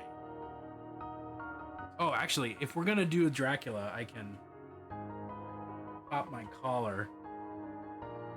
Good evening. Well, now I am a vampire. Ha ha ha. Strahd? Where is Strahd? Yeah, no, that's a bad time. That's not a good experience. So, but what was the comic? I'm dying to know. Do you know what the comic was, Void? I'm stoked that this collar is this starched.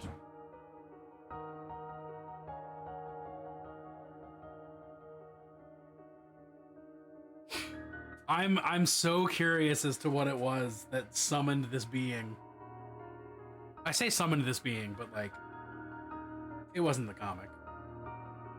Ooh, hold on. I'm gonna be polite and mute myself.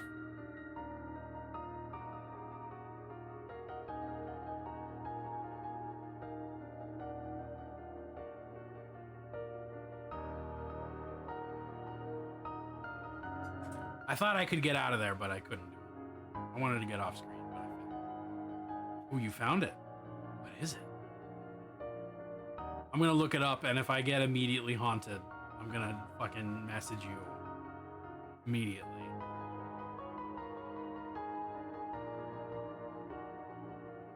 Vampire is an alien transformation in Ben 10.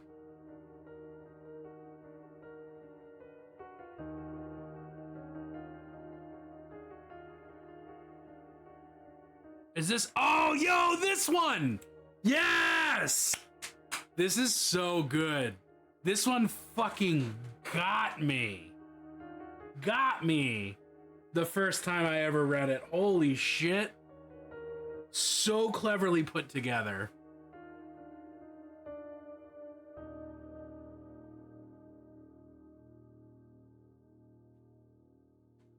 I'm not even gonna fucking scroll down because I know what's happening on this webpage and I don't. Actual genuine jump scare warning.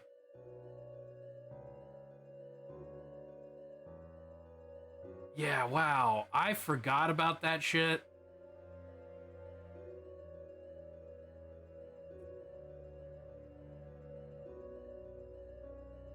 Still annoyed I had a dream seance and not close the ritual because I woke up. That just means that you have the dream of a ghost hanging out somewhere. Or the ghost of a dream? One way or the other.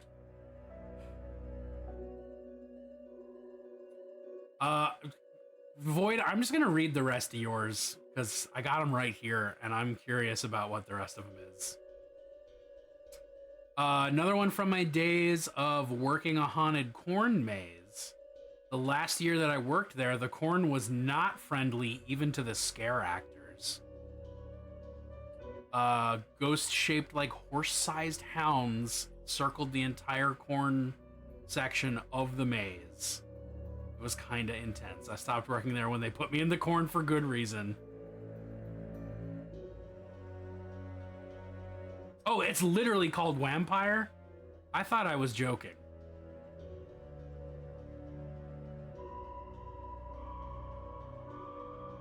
Now I feel self-conscious. Just dream up, just have a lucid dream real quick where you close the seance and everything's fine. I actually kind of really fuck with this character design. And I hate that. Because it's goofy, but it's also the exact kind of goofy that like a 14-year-old Bennett would be fucking into.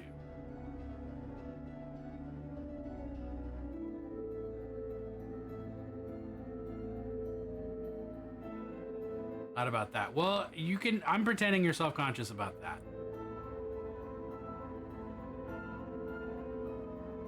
And then Void, you've got this one from. You also have one from your partner. Hello there. Flanco. Flonk, what the hell's going on, dude? Welcome in. We're just sharing some spooky stories. It's fucking Halloween season, you know? I'm in costume. I'm Sweeney Todd. I don't know if I can have this going on Twitch, but I've got it. It's my very real razor blade. Should have sent my story to you instead of telling it on stream that day. Belly, I've already forgotten it. So, do I watch sports? No. Unless you count. Nope, I can't think of anything. I can't think of a single sport. I don't even know what a sport is most of the time.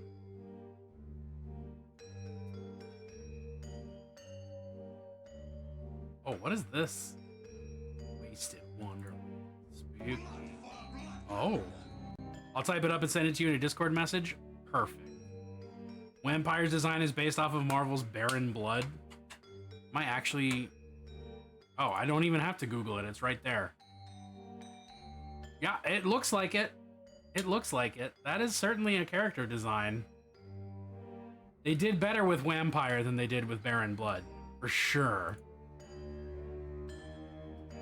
Alright, so this one comes also from Void, but this is from Void's partner. So, third hand, second hand? The details are fuzzy. But the university my partner went to, the college had old steam tunnels that are forbidden to the students and non-staff. Same, college I went to also had those. Of course, being a young and reckless adult, my partner and some friends went down into these tunnels for fun. To this day, my partner has been haunted by a figure reminiscent of the detectives of old noir films, and sometimes lights near them will just randomly go out, including street lights. So, Void, did Snoy meet this thing in the tunnels? Was that the first place that they saw it? Because that's kind of spooky. So, some firsthand, because I saw that ghost myself.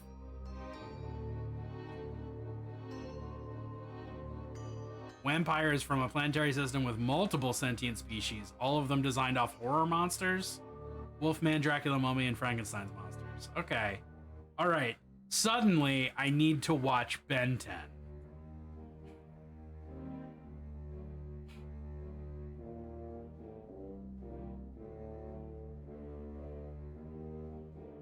They never saw the ghost.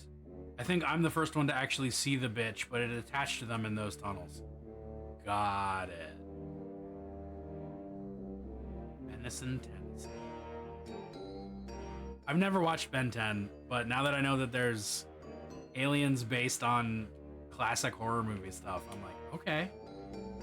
That's we're there for that. That's my jam.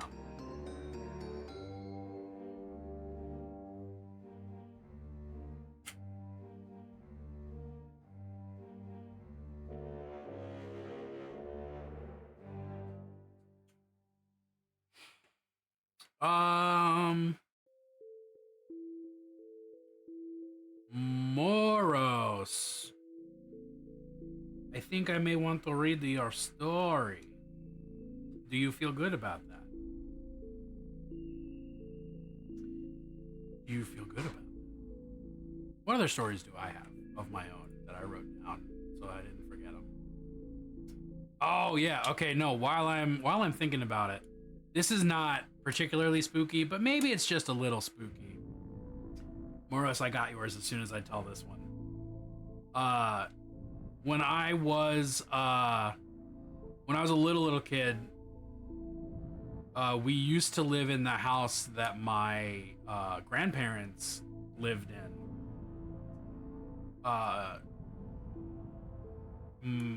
I constantly, the delay's making you panic more than anything. I got you, Moros. Don't stress. I constantly heard my name being called while I was in that house. All the fucking time, but especially when I was like going to sleep. As an adult, I know that there is a thing called hypnagogic hallucinations. And that's probably accounts for it, but frequently, I would hear my name as I was falling asleep, and it was not my parents' voice, not my dad, not my mom, but another male voice. And I would go find my parents and be like, "Did you call me?" And they'd be like, "No, go to bed." And I'd be like, "Okay."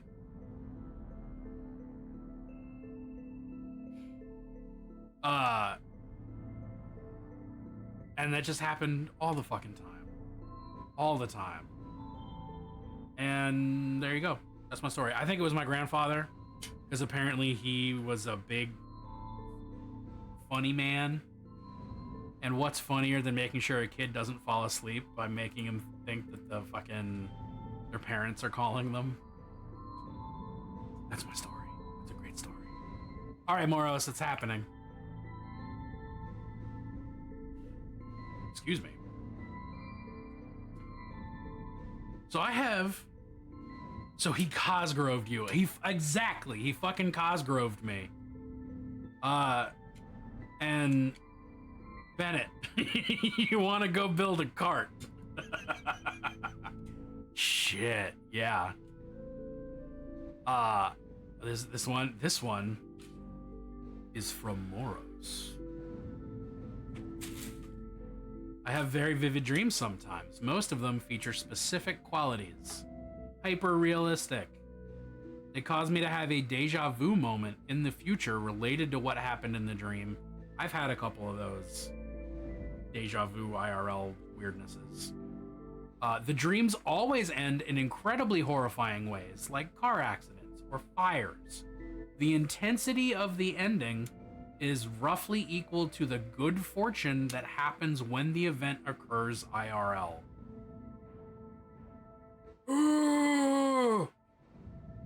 That is a curse. In a way, maybe the ending of the dream equaled the fortune when I met my death. Oh, you have mentioned this, and now I'm very fucking excited about it. One night in a dream, I woke up horribly dehydrated. I have a medical condition which causes me to become easily dehydrated, and I often forget to drink water because I'm absent-minded. In my dream, I was more dehydrated than I have ever been before. I fell to the floor in my bedroom. I lived alone at the time. No one would have found me for a very long time, and no one would have thought to check on me if I didn't answer my phone. Laying on the floor in my dream, I closed my eyes. I remembered that everyone died and that this is not the worst of deaths. It was as if I was being slowly pulled toward an ending. Ooh. I saw an individual in front of me. Strangely, they reminded me of the death from Hellboy. But I felt like it was a choice, not a truth. I asked who they were, and they said, "I am your death." And they stood there waiting for me to die, and I was comfortable, was getting tired, and I accepted it. We were there in silence for a while before I woke up with a start. A few months later, IRL, waking hours, I fell to the floor the same way from being dehydrated and felt the same sensation of being tired. That if I did nothing, I knew I would probably die. But I remembered my death and decided they were very kind and I would like to meet them later. So I dragged myself, literally, to the bathroom and pulled myself into the tub and ran water to rehydrate. TLDR, drink water. Oh, Claire, you're a genius. You're a beautiful, gorgeous genius. I saw it and immediately knew what I was experiencing. Mora's prophetic dreams. Fucking spooky.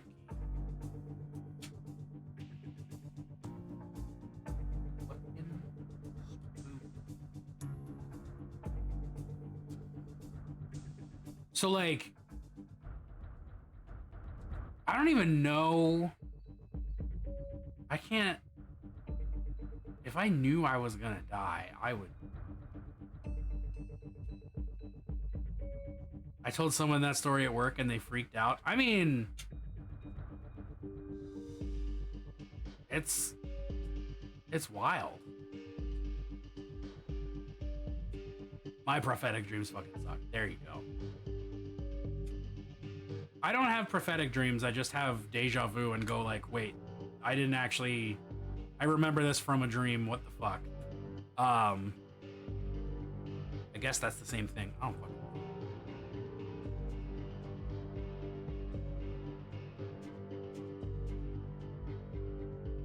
It's weird. It's very weird. It's very off-putting. That's the one tonight that has me like, oh. I don't die alone or uncomfortable. I mean, no, you don't have to. You get to pick. It's nice knowing that you get to pick. I get dreams that I guess could be considered prophetic because I see shit that I'm gonna experience months or years after I dream it. That's literally what a prophetic dream is. And I have occult opinions about that. Not that this is an occult stream currently, but like, I think that time doesn't work in the straight, normal, flat, one-directional way that we think it does.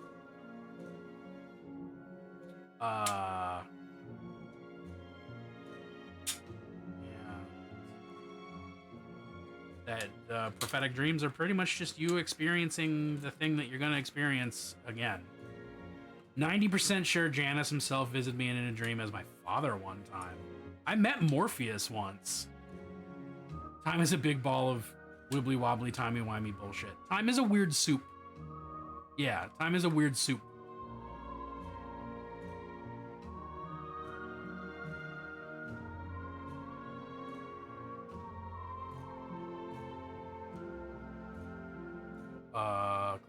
Clicking.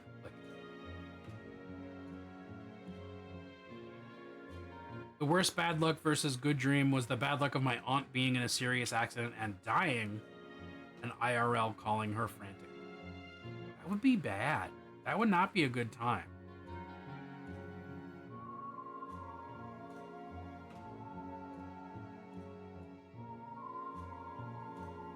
Ooh, I like that we got whatever this was. Music was happening. I sent you the Janus dream? Fuck yeah, let's go. Do you mind me reading it? She was alive and annoyed when I called. Time is not linear, but twists and folds upon itself. There you go. I should have known that no one in this chat would be like unexpected. Would be like, oh yeah, you know, we're close-minded about this. Context: this dream was when I was debating leaving the pizza job without actually having another dream lined up, and I'm assuming you mean another job lined up. Debating leaving the pizza job without having another job lined up. I was in my parents' room with my father. I never saw his face as we discussed recent events at work. He never gave a definitive opinion, very unlikely, but did affirm that whether I stay or quit, things will be bad immediately after. He left through a door that doesn't exist in the actual room. And then the dream continued without the pressure of another presence. Time is made of circles, that's why clocks are round. Alright, a spiral is a circle. Time is a flat circle.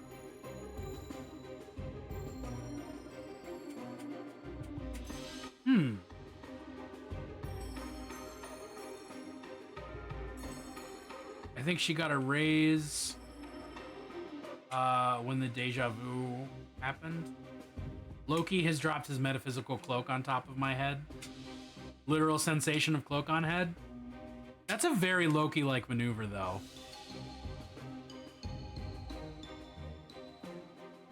All right, since we're talking about more personal events, let me just get in there with I have 3 more that have happened. I have one of them that can be corroborated by someone who may or may not be in chat at some point. I should see if Adam's gonna wind up in chat. He's who I'm talking about. So, another spooky basement related story. I remember hanging out at a what the fuck is it called? Sleepover in my basement, like it was just one friend over. Yeah, it was just one friend over. We were just like hanging out in the basement playing video games. And at the time we had like a hand-me-down leather sofa, but we were both sitting on the floor. So when the sofa made a noise like someone was like sitting down in it, we both stopped and like looked at the sofa. Completely empty, totally normal, exactly what you would expect. But as we're sitting there and being like, that's kind of weird, like watched a footprint like indent onto the sofa. Like watched an indentation of a foot occur without anything actually touching it. And that was just weird. It was just weird. Fatherly figure giving esoteric advice in a manner unlike the actual person without showing the face.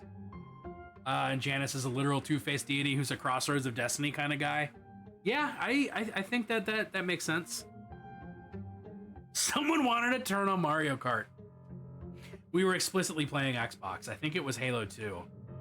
Halo 1, Halo 2? I think it was Halo 2.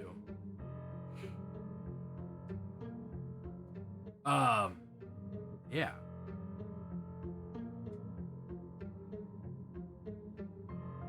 But I do also have, now to take a slight turn from the supernatural.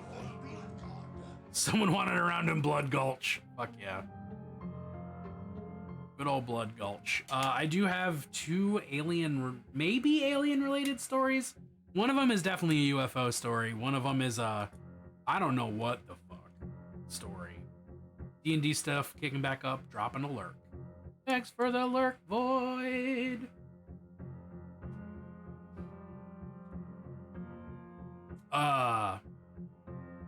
So when I was a little kid, I went with my mom to her barn where her particular, like, my mom has like ridden horses for all of my life, all of her life too, I think, but my life is the relevant one right now. She's ridden horses for as long as I can remember, and like often took us up to the barns where her horses were, and just like was just like, you know, be safe, be careful, hang out at the barn while I do horse stuff. Which was really nice because like I got to interact with animals that I wouldn't otherwise interact with, and like got to interact with farm animals and like be on farms and learn about horses and stuff. It was pretty cool. I used to be the youngest member of a psychic group. I started at 9. Clover, I am not surprised you were a creepy kid. That is not even remotely surprising to me. So spent a lot of time on farms with my mom. But there's one time that like I go with her up to the farm, up to the barn, where the horse is. She goes into the barn, and is dealing with horse stuff, and I'm just like kicking rocks, being bored outside the barn. And I like look over to like the crest of a nearby hill. So, like, I've climbed that hill time and time again, and like like something in like my gut was like, you need to climb to the top of that hill right the fuck now. And I was like, okay, I guess I'm gonna do that. So I started to climb the fucking hill. My family was too Catholic to be the creepy kid I was meant to be, but also not Catholic enough to make me into an entirely different kind of creepy kid. I'm making up for lost time, Claire, and honestly, you can too. Just be a creepy adult. So I'm climbing this hill because I just like I have the impulse. Just like I need to be at the top of this hill. I need to know what's over here, even though I know what's over here. So I've climbed this hill many times. So I climb the fucking hill, and I get to the top of the hill, and it is just straight up not the field that's supposed to be there. Like it is a different place. Like the downside, like the far side of the hill is a straight up different place than it's supposed to be. Because I've climbed this hill many, many, many times. But this time in specific, it's just not the same place. It's a different place.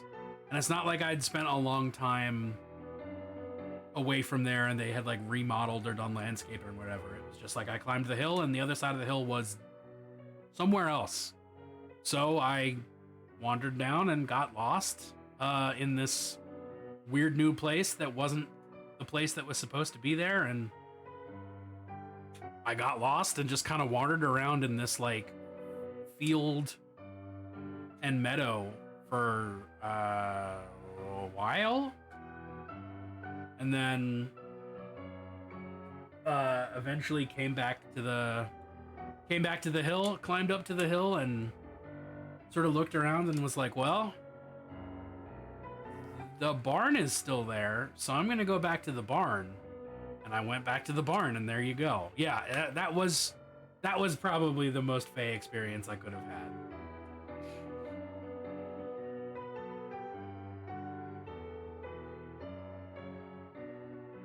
Yeah, just lost in a meadow that didn't exist there before.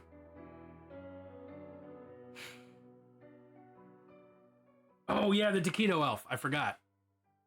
But the addendum to that story is being absolutely certain that I had seen something in the sky leaving when I left. So like, I come down the hill, I'm back at the barn, I turn around and look back at the hill, and there is something. Not a bird that just leaves. And I can't, it's like just like a large shape, like almost honestly like the fucking cloud in Nope, like the shape that's hiding Jean Jacket. Yeah, like very similar to that. It was weird. Taquito elf. This one comes from Claire. Haunted Georgian experience. Claire's working for a fast food delivery app. Pick up an order of 25 taquitos, all stuffed into a single styrofoam to-go box. Address is to a SCAD mail house. SCAD is college? Maybe? Mail house is under a pedestrian overpass to dorms. Yeah, there you go. SCAD is dorms. Ooh. Savannah College of Art and Design. Oh, well, of course they're Fae then. Makes sense. So the mail house is under a pedestrian overpass to the dorms. Park in the lot and, oh shit, yeah, Belly, I'm excited. Park in the lot and they, you text the customer. They say they're on the way back. They come from around back of the mail house. Totally average looking student. Take the box, tip me 20 bucks. They say thanks, and they walk behind a bush and disappear. Suddenly hear a sharp whistle from across the street behind me. Turn around, and it is the same student on a third-floor balcony. They wave again with a taquito in hand. Thanks again! And they go inside and slam the balcony door shut. I can't explain that at all. I've heard that. I've read that story at least 3 times at this point. It's still wild to me. Oh shit, you typed it. Oh yeah, okay, I remember this one, and I'm very excited to fucking read it. This shit was some shit that had me going.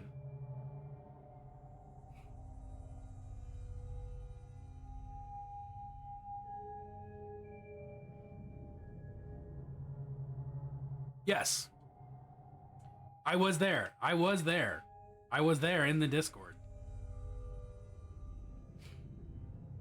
I witnessed it. And I've since seen it several times.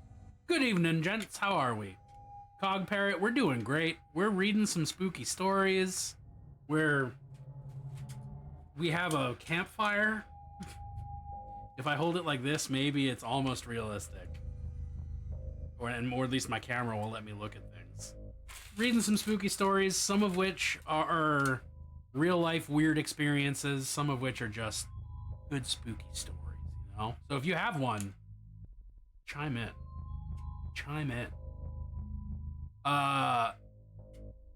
Campfire's sick, well done. Don't burn yourself or pretend to burn yourself. Well, I didn't touch the fire.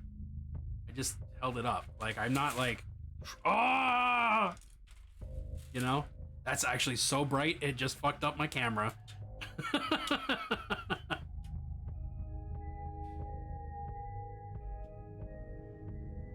Hold on. Let me fix my camera. What the fuck? Eh? All right, there we go. Hello there. Here for spooky stories. Fuck yeah. Isadora, welcome on in. Glad to have you. If you have heat damage, yeah, it just failed its fucking constitution save against fire. If you have a spooky story to share, let's go. We're about to read Belly's story, which I heard in another chat a little bit recently, and it fucked me up. So we're gonna read it. The story of the Church Grim. You did not, but I want to know. God damn, I want to know. All right, Belly's story. Back in 1991, I moved to Gulfport, Missouri, with my then girlfriend. Don't forget to place your bets on whether the promised guest speaker will be here. Oh, I mean, the bet's already closed. I only ran it for half an hour or something. Mississippi. No, that's MI. No, that's Michigan. MS is Mississippi. Wherever you, it's Mississippi. It's Mississippi. Okay. Move to Gulfport, Mississippi. Get them 3rd-degree burns checked. It's okay. I have ice. I'll just... MO is Missouri, but why? Why is it not... Is MO not Montana?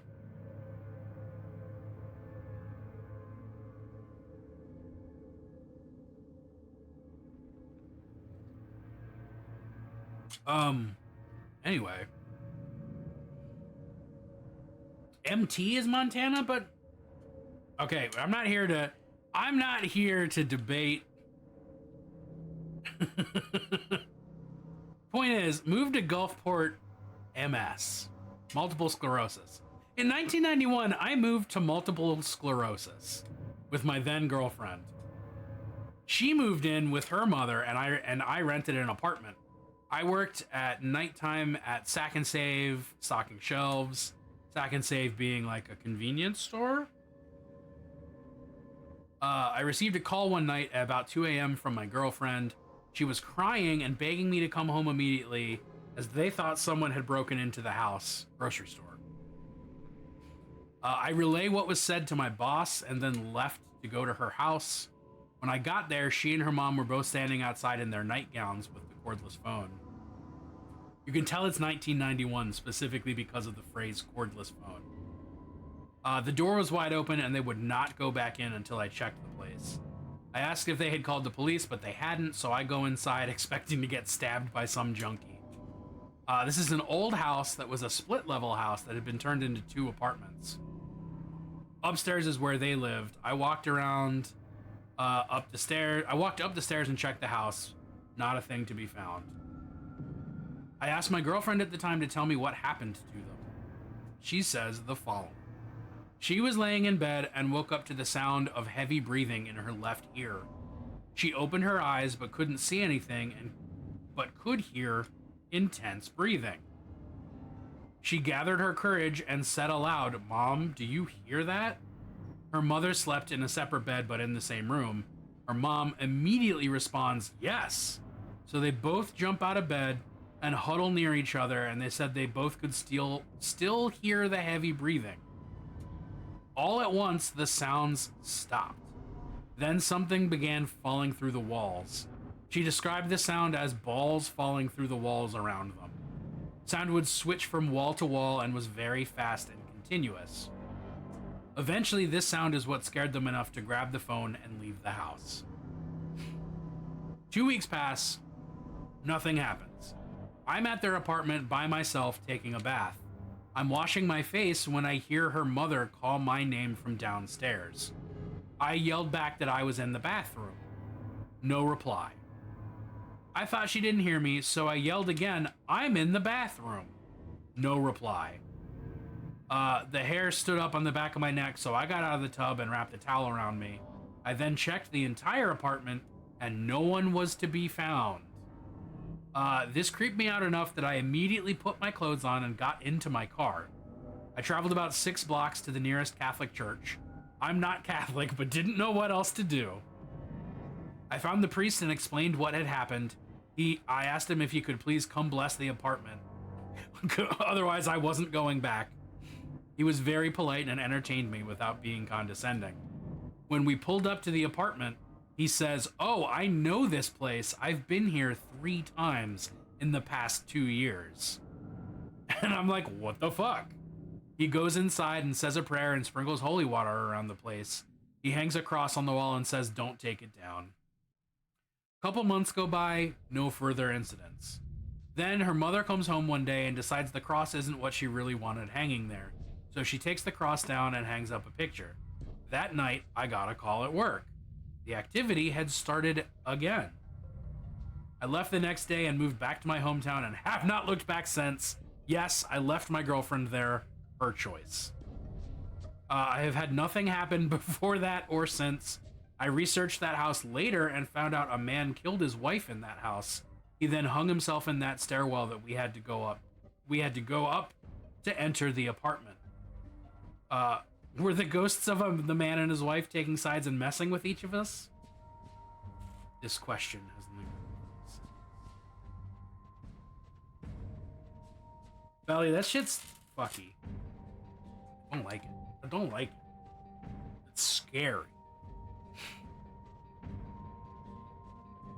Should not have pulled down the cross. Dun, dun, dun.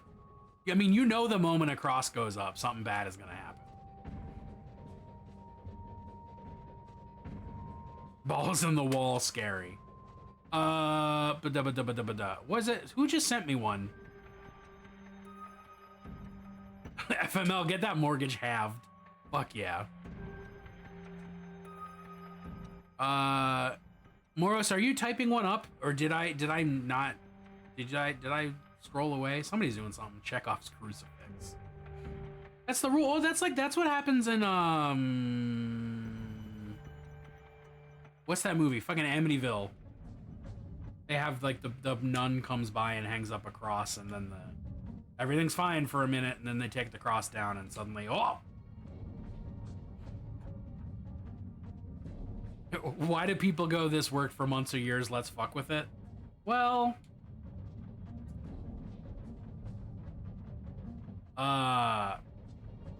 people don't think about it, you know? I don't know. People are weird like that. Sometimes your superstitions just aren't strong enough. You need to be more superstitious. I'm not superstitious, but I am a little stitious, you know?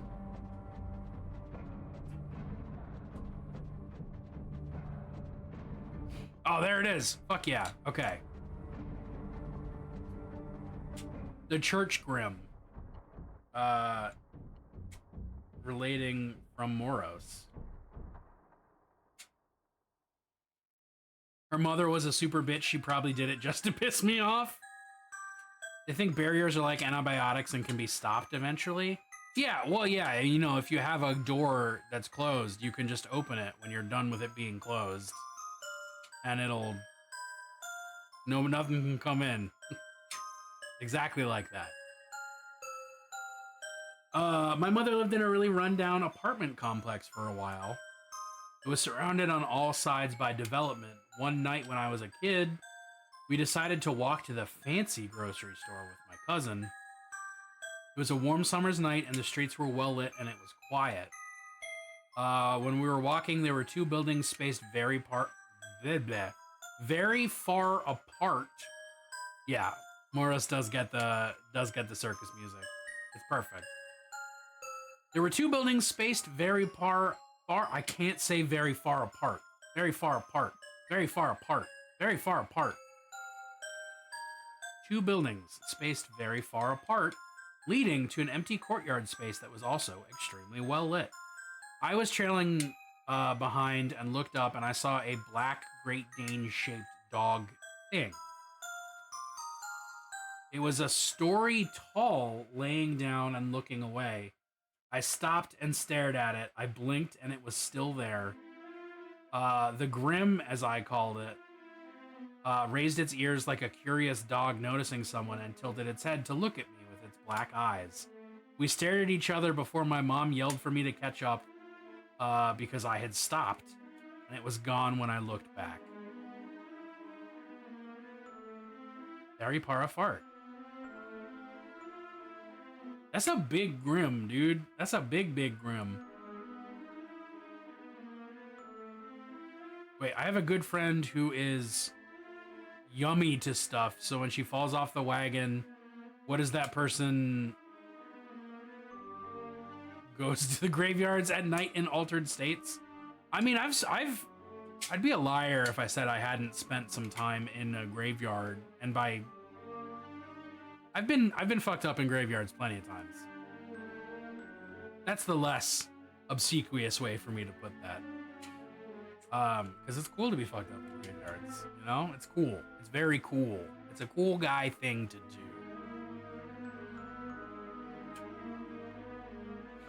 I don't know if I can handle actually seeing something like that. I feel like I would freeze and just stand there until it killed me.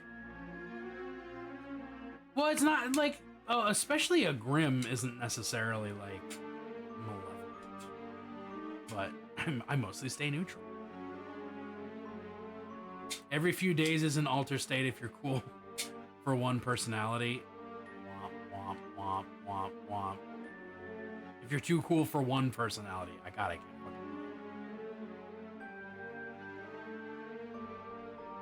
It's a better joke when you can read the message and not fuck it up like my mouth.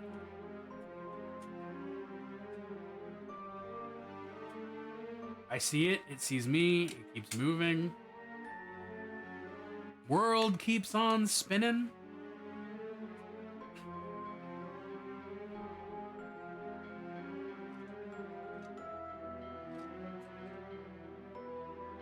All right. All right, we are at the point where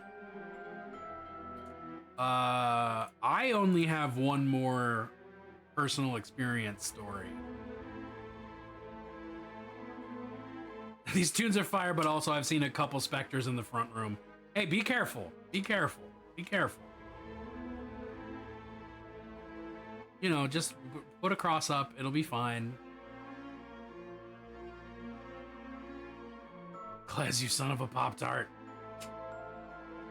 Klez may have failed us. Usually when I blink and something is still there, that's my moment to go, well, this is happening. My TV reset on its own a couple minutes ago. Fuck yeah. We're summoning the energies, y'all. Summoning the energies. The unknown. It's always There's evil asunder.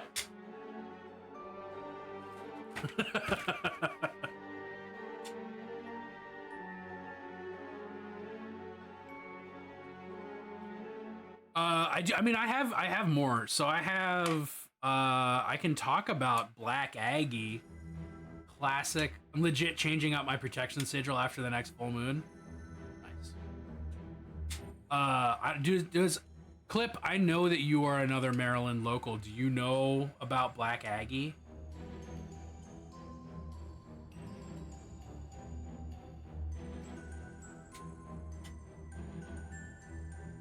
Energies are not allowed until the veil is fully open. The veil is always open if you're doing it wrong. Not familiar with Black Aggie. This is a real, genuine, full-on Baltimore ghost story. I know about DC. The District of Columbia is also a full-on Baltimore ghost story.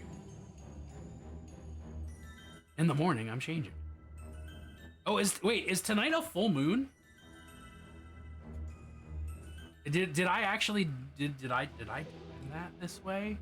That we're telling scary stories on a full moon? I love that. So, Black Aggie is the story of a haunted statue, maybe? I remember the story that I got told originally, so I'm gonna tell that, and then I'm gonna also provide some information that I found out when I did the research. I'm a mom and I need time to cook cakes. Yeah. The Bomber Ghost. Bomber Ghost, we're gonna eat some brewskis. No, we're not gonna eat brewskis. We drink some brewskis, we eat some crabs, talk about ghosts. So, the story that I originally heard about Black Aggie was that there was a statue in Druid Ridge Park, which is a park that exists in Baltimore City. I have been there. There was a statue in a graveyard in Druid Ridge Park.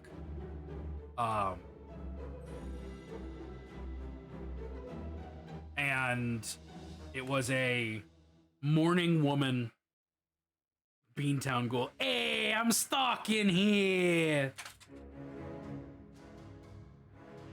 That's good. I am stuck in here. I like that. So the story that I was told is that this statue is haunted. What did I get up to at the park? I've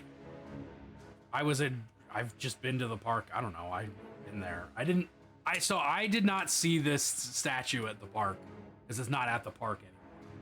But I've been to the park that it theoretically happens in. I was doing hood rat shit. I don't know. The energy put into a place is the energy it radiates. I agree with that. I agree with that entirely. Why do we have an ad break? Fuck. Walk the dog, but forgot the dog. That makes sense. I could see doing that. So, college hazing ritual is you spend the night sleeping on this statue, because the statue is like one of those like classic like Catholic statues that's like got its hands up so you can like hold like holding Christ when he's come down from the cross or whatever. So you can like sleep in the arms of the statue. Why would you sleep on the haunted statue? Because college hazing rituals. Like how the bird girl isn't in Bonaventure, or how Forrest Gump's bench wasn't real. I never even thought about Forrest Gump's bench maybe being real. Never occurred to me. So the story is that this guy sleeps in the arms of Black Aggie, and when his friends come to find him in the morning, he's dead, scared to death. And apparently the statue has cracks right along the neck, and normally the statue is like head turned away from where guy was sleeping, but there's cracks along the neck as if overnight the head turned and looked at the guy who was sleeping in her arms. That's the story that I've been told and have shared multiple times in my life. I looked it up because I was just curious, and it turns out that is only one of several in the arms of Black Aggie. Demon Cat? Are you saying DC for Demon Cat, or do you mean District of Columbia? DC the Demon Cat? I mean, I've heard of it. I haven't actually done anything about it, you know? So looking it up, this statue is apparently, like, it exists. It's down in the Smithsonian now. It does not have cracks along the neck, but apparently it is a, what's the word? A forgery of another statue. And that really pissed off the guy who originally commissioned the original statue. And he like came down and saw it and was like, this shit's fucked. I'm mad about this. That's not particularly supernatural, but it is a piece of history. But other stories about this statue that I didn't fucking know about are that apparently no plants grow in the shadow of the statue. And that is, what was it? If it becomes haunted, it becomes legally distinct enough to no longer be a forgery. I mean, valid.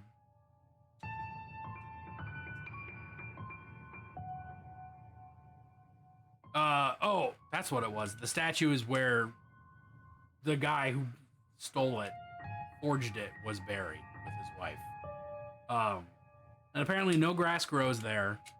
I can't confirm or deny that. We are legion. Shit. What's up, Dr. Rhino? Holy moly. Welcome in, everybody. My kind of people. Welcome to Spooky Story Nights. I'm gonna need a lot more spoop. I'm We gonna are legion. the spoop, the spookiness. Tonight, we're doing a little bit something different. We're telling spooky stories. We're sharing scary stories from amongst the community. Oh my god, everybody's here. Welcome on in. Normally, I'm painting minis and playing video games. But right now, we're sharing scary stories. Thank you, Claire, for shouting out Dr. Rhino. I hope you had a wonderful stream. Did you ever get your dog back? Nope. Dog also wound up at the Smithsonian, actually.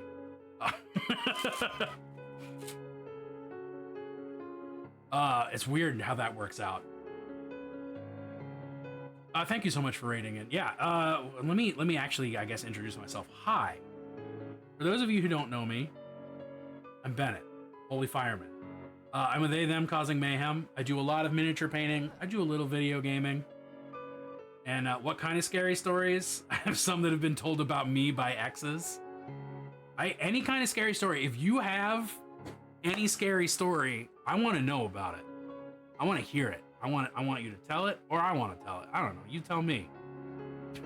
Make it happen. I've been talking about local folklore here in Maryland that's like weird and spooky. We just talked about the haunted Black Aggie statue. We've been telling us, thank you, Claire, for modding the shit out of this. We've been telling personal stories of weird experiences. Been reading creepypastas.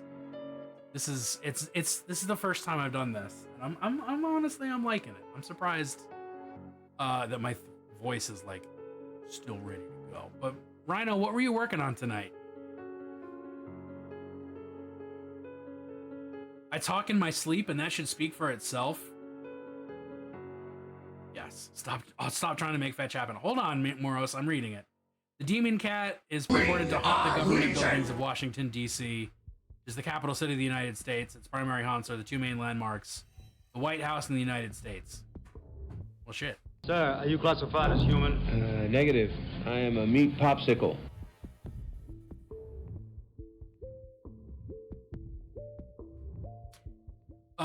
That's more than I've ever known about DC, the Demon Cat. It's always. Oh shit, and it's Plunce time. He also has a dedicated roller derby team. That's what I'm talking about. Oh shit. What a good Plunce. What a good Plunce for talking about Washington, D.C. Wait, is there a non-ladies roller derby that I don't know about? I thought all derbies that rolled were ladies.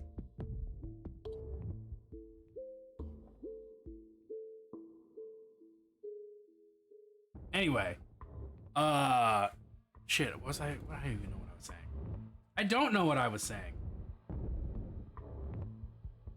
Yeah, we got spooky stories. Yo, Panda. What's up, Awkwardish Panda? How are you? So many people. Amazing Painter Man. Oh, for the Lion, we raiding. Uh-oh. Chaos in the house, y'all. All chaos all the time. Bizarre rolled, thank you. War Pig. Hi. Shout out, Awkwardish Panda. Nope. I always add like 16 extra A's when I'm trying to spell your fucking name. He's my best friend. He's my pal. Oh, we're doing fantastic. Having a great night. She's a good time boy. Should I tell my UFO experience? Awkward isn't awkward. Well, fucking played. My old coworker, who's a coach for the local derby team, jokingly said, "Men's roller derby, otherwise known as illegal street hockey." Fair. Oh, excuse me.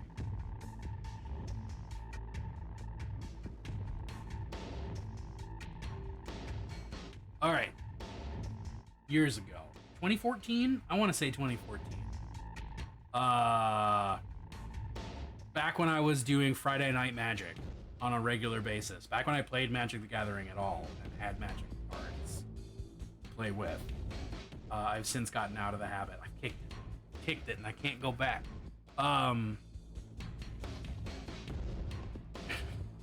So after one particular, no dog walking. There is no dog walking involved in this story.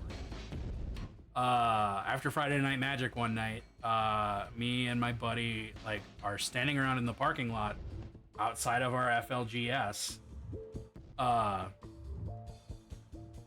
just chit-chatting about how well we did that night, and sent you a Discord DM about haunted places close to me. Ooh, fuck yeah. So we're just sitting there chit-chatting, and me being ADHD, I'm like, I see something in the sky that is distracting me. And I look up, and, oh shit, Panda, thanks for the lurk. It's a work weekend? Oof, oof, oof. Ooh, sleep talk story. All right, I'm gonna copy paste this so that I don't lose it, but I can finish what I'm doing without forgetting. So I look up because something catches my eye, and I see this arrangement of red fireballs. Like, it is a triangular pattern of like 8 lights, but they are visibly flickering and like emitting fire in a way that this wishes it did. But they're not moving. They're just there. Just like in place, stationary, flickering flame, like red fireballs, not like orange like fire normally is, but like red. Just like sitting there in the sky, in the starry night sky. Just kind of, I'm like, hey, that's kind of weird. And my friend looks up, he goes, oh wow, that's kind of weird. How else could they flicker invisibly, olfactorily? I don't know. Like, there's like, it wasn't like somebody like turning off and on a light. It wasn't like the way that like a fluorescent light bulb will flicker. It was like fire. Like I could see the bits of flame coming off, the tongues of flame, you know? So fuck off, Claire. Fuck off.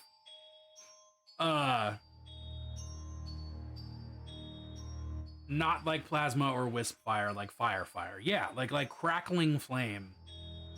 And it's just hanging out up there over the parking lot, this arrangement of red fireballs. And it just stays there for a while. We're standing there, we're looking at it like, that's kind of weird. I wonder what that could be. It's not moving. It's not like, I can't see anything connecting them. I just see these fireballs. A couple other people come out and we just go like, hey, can you make us not feel crazy and confirm that you see those? And they're like, yeah, we see those. What are those? And we're like, we don't fucking know. And we're standing there just kind of looking at them for a while. And then just in unison, all of them just leave together and just fly off into the darkness until they are no longer visible because they're so far away. But like in unison, like they were lights attached to a thing that was moving. Or like they were all attached together somehow. Could not. And then just kind of like went home and was like, okay, well that was weird. And then the next day I was like, I'm curious. Yeah, like flying in formation. The next day I was just like, oh, I'm curious about this. So I like Googled it. When me and Adam leave a party unannounced, they just flew off in unison into the darkness. The old Irish goodbye. I Googled it, and apparently that same sort of thing has been spotted over like multiple cities over the years, and it's always a triangular formation in like 3, 5, or 8 for whatever reason. But like, it's a thing that they saw in California. It was a thing in like Buenos Aires. I don't know. But that's my UFO experience.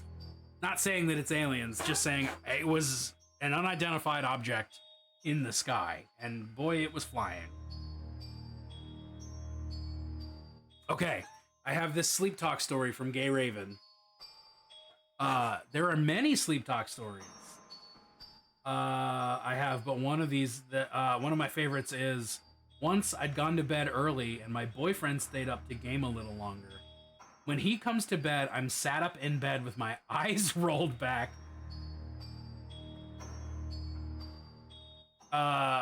I stare at him and say, "Don't linger in the doorway. She can reach you there. Can't you feel her behind you? She's right behind you." And then the door to the kitchen slammed shut, and I just laid back down as though nothing happened. Raven, what the fuck? Holy shit, dude.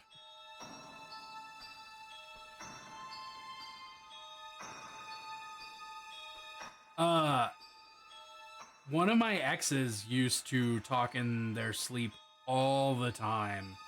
And most of the time it was just like random bullshit. But there was like one time that that they just like sat up and was just like, "They're coming." I was like, "Who?" And then they just laid back down and kept sleeping. That was a scary and uncomfortable moment.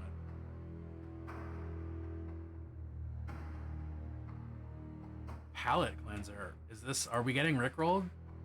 Oh, we're not getting rickrolled, but it is in the spirit, and we'll make it happen. I love this shit.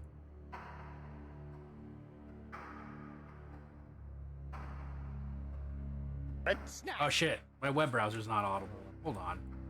I have a joke for you. There we go. What is a skeleton's favorite snack? Oh, Go on, Classic. guess. Death? No. Go on, guess. Oh, no. Come on. Guess. Why are you laughing? I haven't told the punchline yet. What is a skeleton's favorite snack? Guess. Putting me in a lot of pressure. Guess. Fuck. Guess, goddamn you. Why won't you answer me? What is my favorite snack? Bones. No! No! Jesus, What is it? Why must you fail me so often? Ribs! Spare ribs! Fuck! All right, listen to me, you knife-eared piece of shit. If you go any further with your fist, That's not relevant, but why must you fail me so often?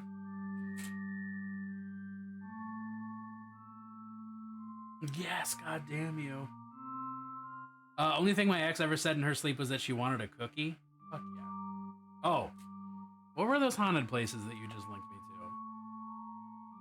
The most haunted places in Knoxville, Tennessee. Oh, Hector's chill as fuck.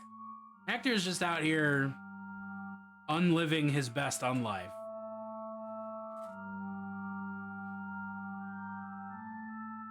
Because it's a powerful phrase.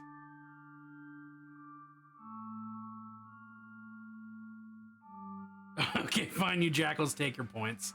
I think I have to specifically like click the thing that said, okay, this didn't happen. But right now, we're looking at the most haunted places in Knoxville, Tennessee. Why is it so blue? The City County building. City County? City County? The City County building. Murder trials, that makes sense.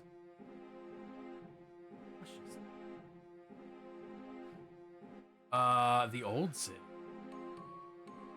Bar down on Jackson Ave owned by a woman named Nettie. Once with a different boyfriend, I rolled over and giggled and said, "Aha, you have spiders for eyes," and then slapped him across the face and rolled back over. Beautiful. Beautiful. Oh, I thought that might have been our guest star, but nope. I Don't do that awake for funsies. You have spiders. Self-proclaimed favorite ghost.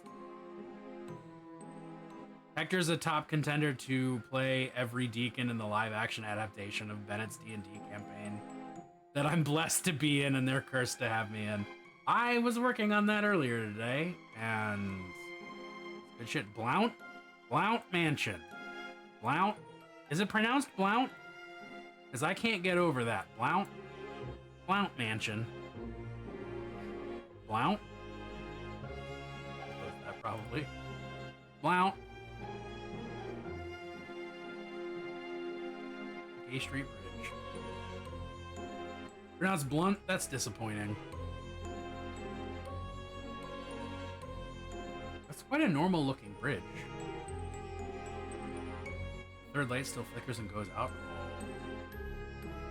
There's another refrain of secondhand news. Bijou Theater? Oh shit. Arabella Medical Aesthetics. Hi. Theater director named Smiley, who has now died.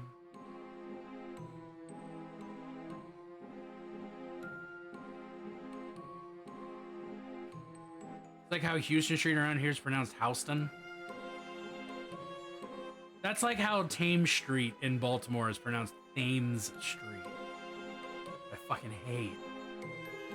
Constantly makes me mad.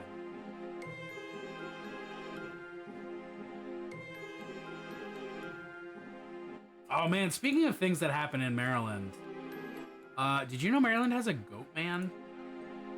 Because it does. We have our very own goat man. There's another goat man that I may or may not read the story of tonight. The classic goat man creepypasta, because it's really good and I love it. I love it. But Maryland has our own goat man. It's not the most... Did he have a bridge until Shane and Ryan? No, okay, so there's a lot of Goatman bridges. Be careful with that blaze. It's just that I don't want to... Oh, no. Feel it. Feel it. Feel it burning me. Ignore the... Oh, God, it's so bright. You can't see the electronics that are making this happen. It's just fire. I'm so cold. And now I can't see shit.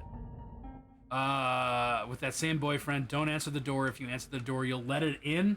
If you let it in, you'll belong to it. It's almost here. Ignore it. Ignore it. And then there was knocking on the front door, and he shouted for it to fuck off.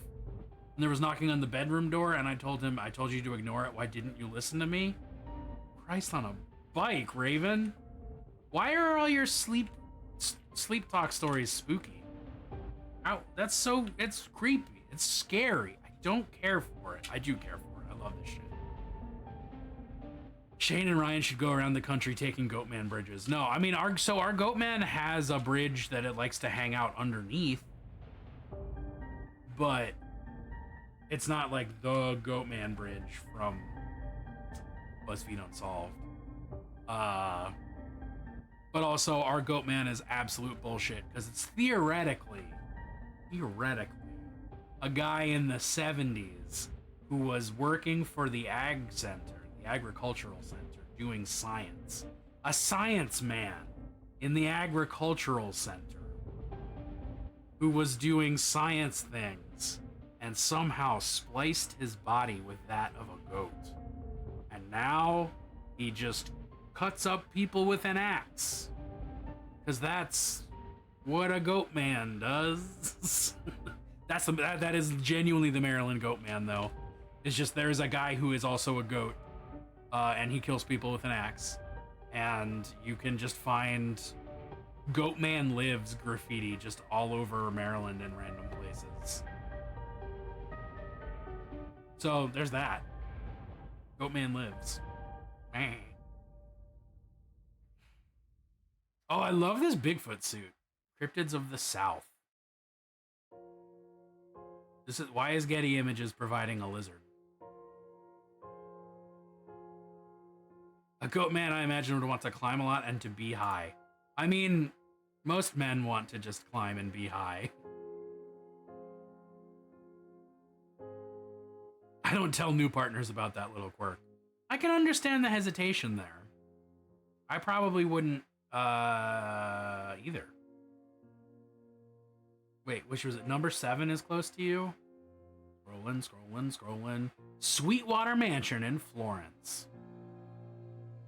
Designed by War Veteran General. That's the one. John Brayan, who owned over 4,000 acres of land. I thought I heard Triffids of the South and was imagining cornfields that walk. There's so many of them. The corn just keeps growing. Don't stop growing. Used one of the upper rooms to practice dark magic. Shit. Sweetwater Mansion. I mean, what? Okay, so dark magic though. Realistically, as a person, as an IRL chaos magician, what is dark magic? What is dark magic? Don't make me warn you about the hazards associated with such a large blaze. Hey, you have to go. Ah! Oh. Risk of fire, injury to persons. Keep away from combustibles. Turn off, unplug to change bulb. Do not touch bulb. To reduce risk of burn during relamping. Disconnect power to the unit by turning off the unit switch or unplugging before relamping. There's no power switch. I don't know why they're telling me about a power switch when it doesn't exist. You just plug it in and it starts being a fire. Oh my god, I can't fucking see anything. Okay, it's going over here. Holy shit.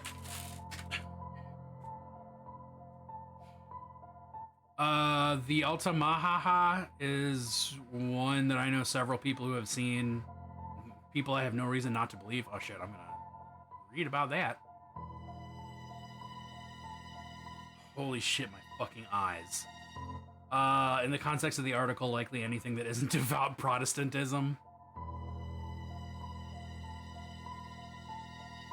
This is when it happens. You gotta be careful with it. I myself am a pagan witch who worships, I'm gonna just lazily say Morrigan and Iran. You are in the right spot for crow botherers. It's true. I should have guessed by the Gay Raven, but I've never heard of the Altamaha.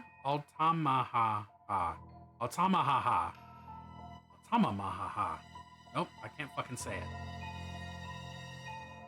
The next horror story is you catching fire and a dog appearing. Wait, where's my dog? My dog's upstairs. Altamaha.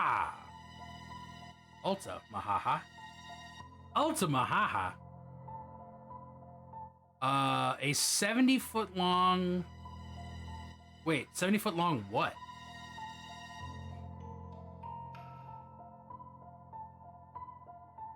Oh, it's a river monster. Got it.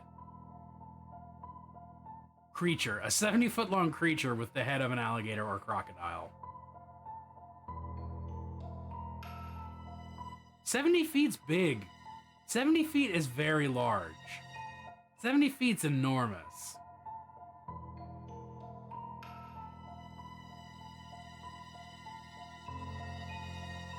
Oh yeah, it's a fucking plesiosaur. In theory. I'm still not certain I've ever pronounced Iran correctly, and now I have to just Google it because I feel like an idiot.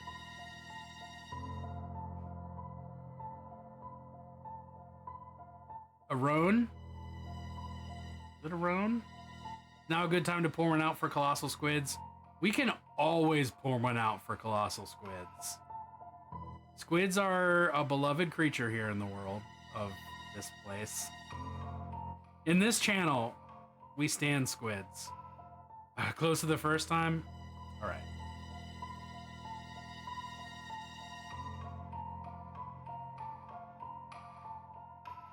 Iran. All right. Tight. It's only maybe the third time I've said that word out loud. Fourth, I guess now? Do we pour one out for Matthew Perry? He ringed his last ding tonight, apparently. What the fuck does that mean, Claire? Did Matthew Perry die and this is how I'm finding out? But also, follow-up to that question, who's Matthew Perry? He's one of the friends, right?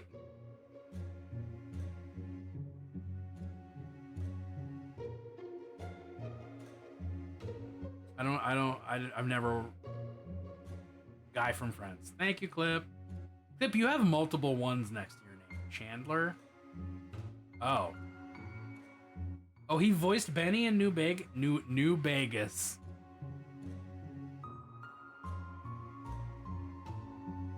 He voiced Venny in New Vegas. It's Lou Bega here.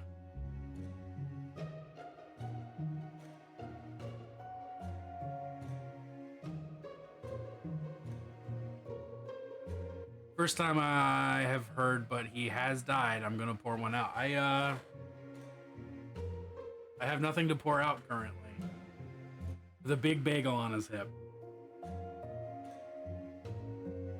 Came to do some business with that big iron on his hip. Big iron, big iron. A scooped bagel on his hip? I don't know what that means. You have creepy childhood stories? Fucking hit me, baby. I just want creepy stories. That's what we're doing. Matthew Perry. Matthew Perry is not the one that I thought he was. Wait. Yeah, no, that is Matthew Perry. How did he die? What did he do? Did he deserve it?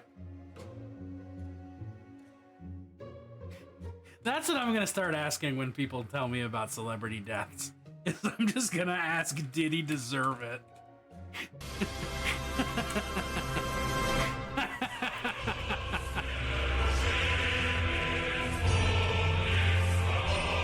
He drowned, should have poured it out sooner. Rip.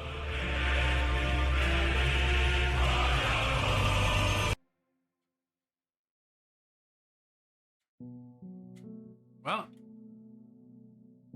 that sucks. She's both very Friends and New Vegas of him. Yeah. Yeah.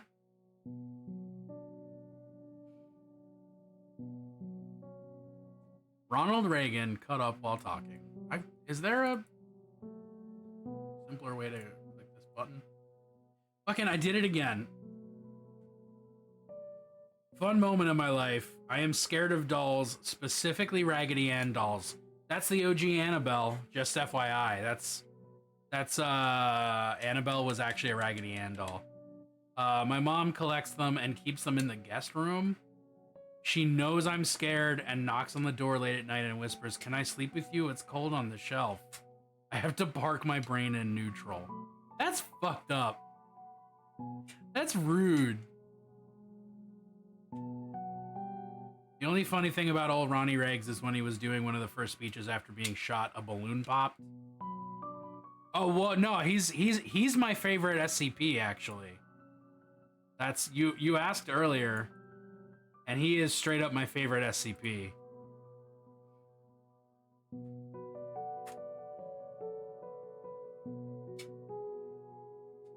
You can see a half-second of fear in his eyes before he says, "You missed." Cabbage Patch are the worst, especially not store-bought ones, but the kits where they used to just sell you the head and a pattern. Is that a thing? What? What?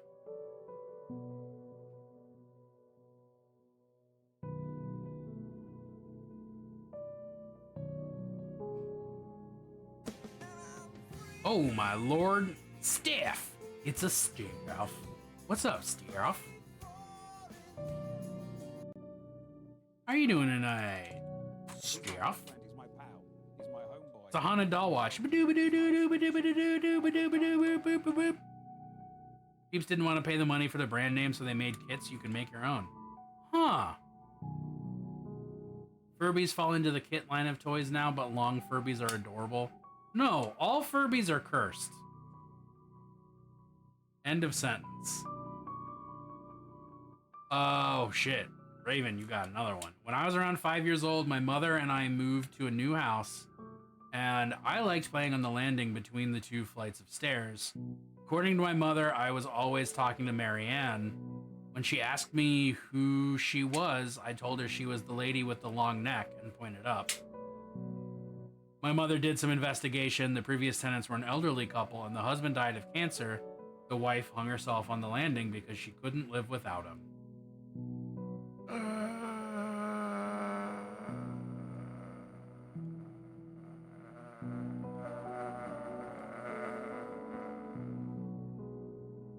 Reven, are you sure it's not just you that's haunted? Just watched old dads and I was basically cringing the whole time. Wait, whose dads are old? And why are they old? Why are they old? Why are they old? Whose dads are old and why are they old? Inquiring minds want to know. Klez has not shown up. Which, predicted, honestly.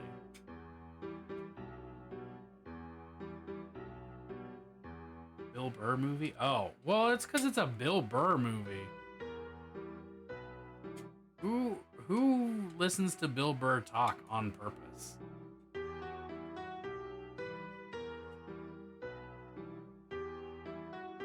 Furbies were banned from government buildings because of that. Yeah, they are the true spies.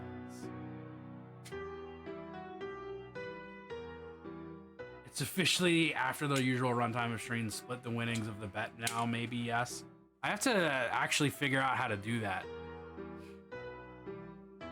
Is the catch there?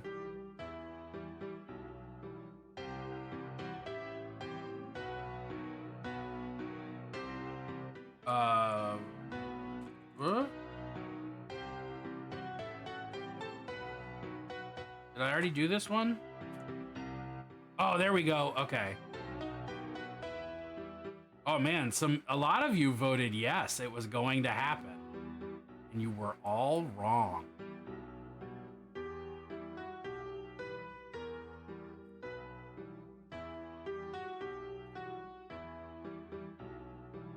The true terror using the system for the first time live.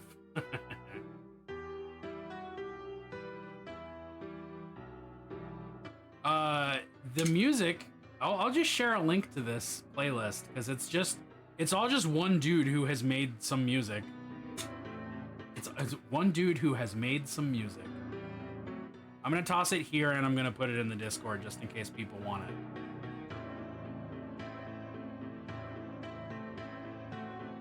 Thank you, one dude.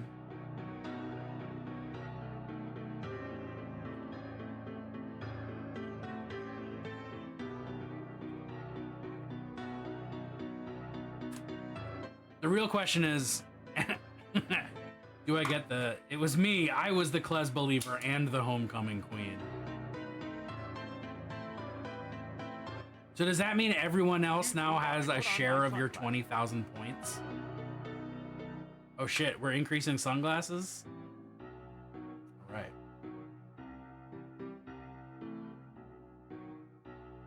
Can I see your crown?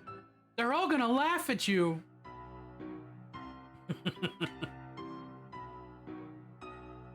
Because Carrie jokes are relevant, you know?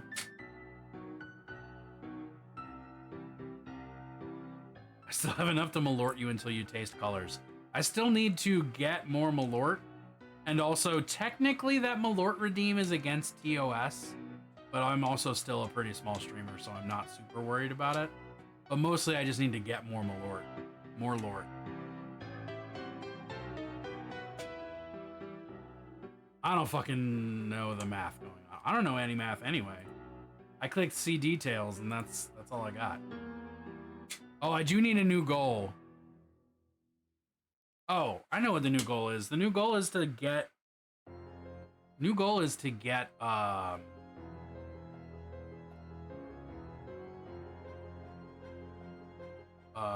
I can't do that here. If you don't show the bottle, they can't prove anything. Fair point. I like where your head's at. We gotta get June on stream actually painting something. That's the next point goal.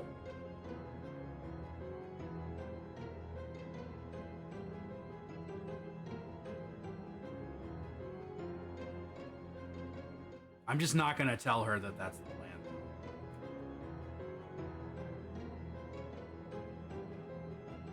Where's the button for that?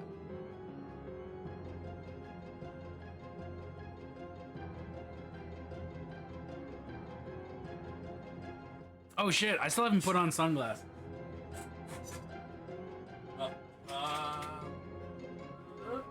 These are the first ones I grabbed and they make me laugh. Are you classified as human?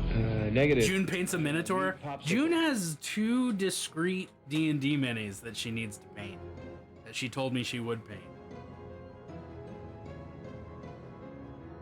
What a fucking look this is.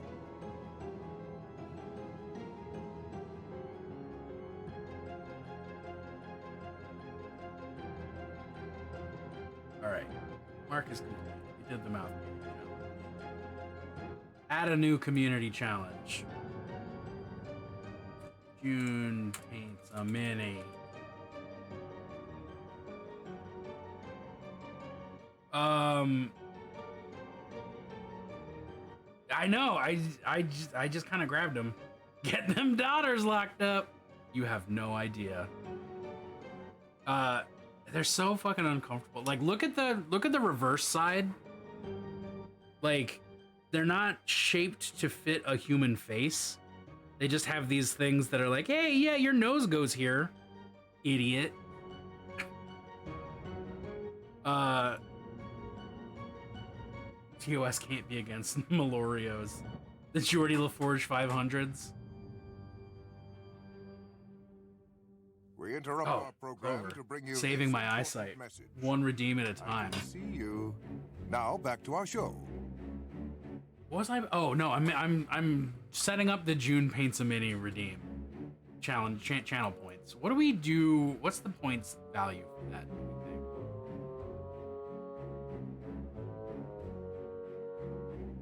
Can I dox my wife like that?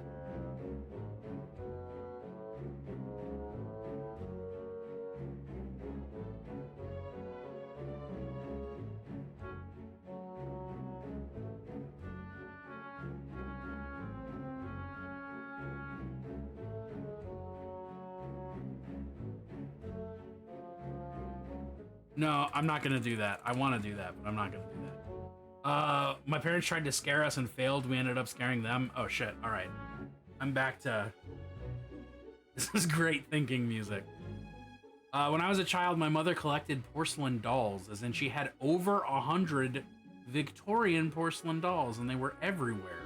And they used to whisper to each other and move their heads or hands just a tiny bit whenever you weren't looking. One day, one of them caught fire and it screamed a human scream. Not just the sound of air whistling out of porcelain, but my mother blamed me. She put that doll in my room staring at my bed and it would just giggle every night? Okay. Wow. Haunted doll watch. Haunted doll watch. Haunted doll watch.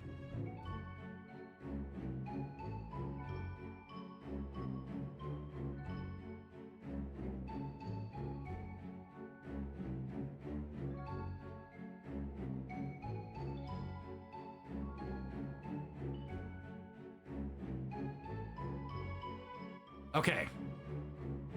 Hopefully that clipped pretty well. Do not enrage the June bug.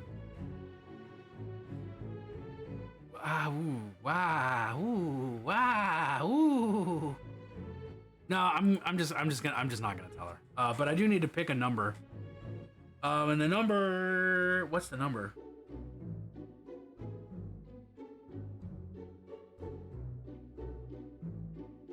What's our number? It's a 30-day. Of course, it's a 30-day redeem. Spooky numbers?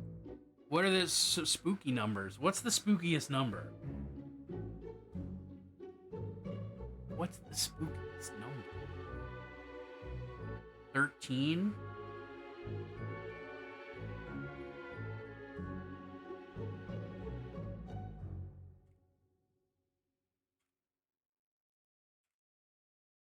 No, that's a lot of 13s.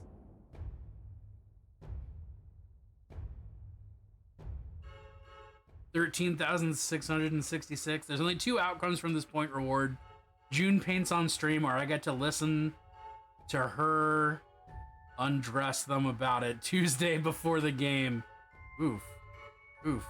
Ooh, boobs is pretty good.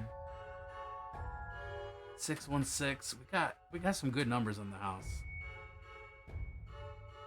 Claire, I'm offended that you of all people just dropped a fucking hymn on it. You rude critter.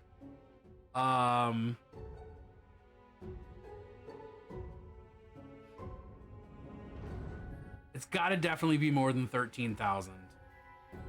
I think 80,000 to 85. There's a hymn in there, and I don't know what hymn you could conceivably be talking about. I think I did 80,000 to 85 for the mouth painting challenge, so I can't just do that one again. Got to be more than 616. Oh shit! Oh fuck! It's all right. We're almost even for the number of times I've goofed. 80,000. Oh, boo! Oh my god, boo! Okay, I love that. Boobs is good, but boo!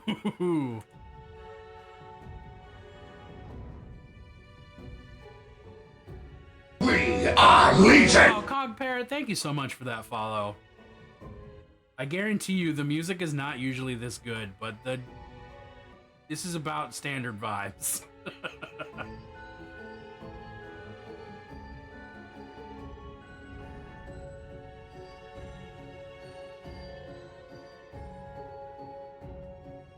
I cannot kick or time myself out.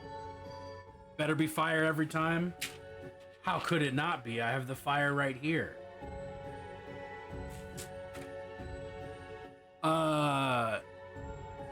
Remember that time that we accidentally banned Clip for 2 weeks?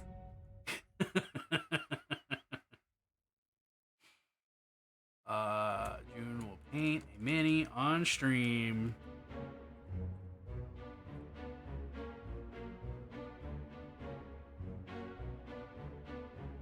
All right, we're doing it. I made it happen. It exists. We're starting it now. Hashtag free clip, yes. Use this music till after next weekend for all other streams. It's very tempting. Oh shit, okay. They decided to leave a scary movie and tell us not to watch it. I was like 13, my sister was 8. They left to the local bar around the corner. Had a beer and walked home. We of course watched the movie and we were at the creepy parts. My parents started scratching on the walls and whispering and making creepy noises. I stated we need to hide. My sister, who was too young to know the location, yelled, "Fuck that, where's Dad's gun?" Oops. Oh shit, we've already got points. I had a YouTube URL with a string of random letters that had a no-no word. Yep, that is exactly what happened. I have since deactivated that automod. That wasn't even Twitch. That was no, that was Twitch, not Stream Elements. I don't know. The longer I stream, the more moderation I disable. What does that say? I don't know, but it says it. Holy shit. We're already 10% done, and it has been active for 2 minutes. 2 minutes. 2 entire minutes. My partner's own bots can't discern URLs either, and I don't want her glaring at me like that. I wouldn't want Mama K mad at me like that. What does that mean? Custom reward. Oh god, it's bright. Run. Run, get a run, I get a run. Okay.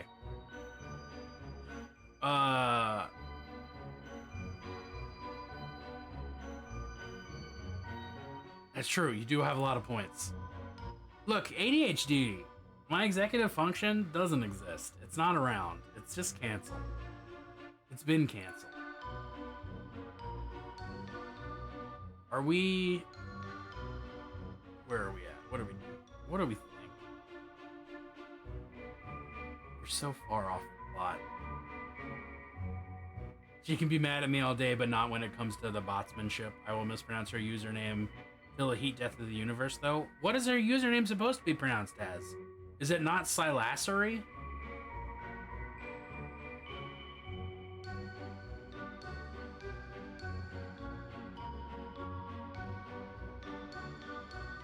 It's gotta be Silassery. That's the only thing it could be. Silly Sarah? Oh, that makes sense. Okay. Salsa Lori. Who else? Anybody else? Anybody else got a good spook, you know? Or out of them? Or between them? Betwixt them? Where's your spooks? Where do you keep your spooks?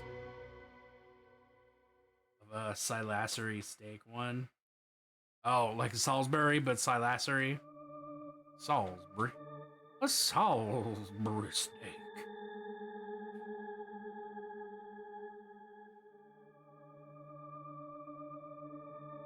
Bring out your spooks.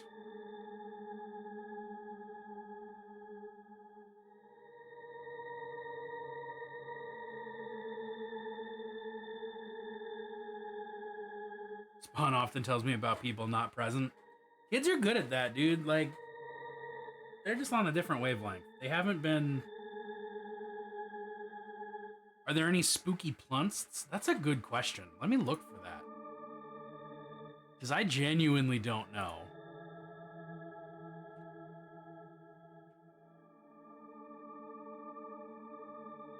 There's an American Psycho plunst. There's a plunst with a skeleton in it. There's a plunst of that Mexican alien mummy.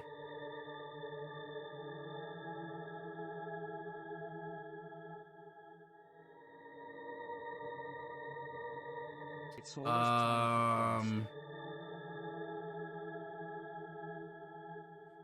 Plunst. That's sort of the opposite of a spooky plunst, unless we consider the general abuses that Activision Blizzard has put all of their employees through.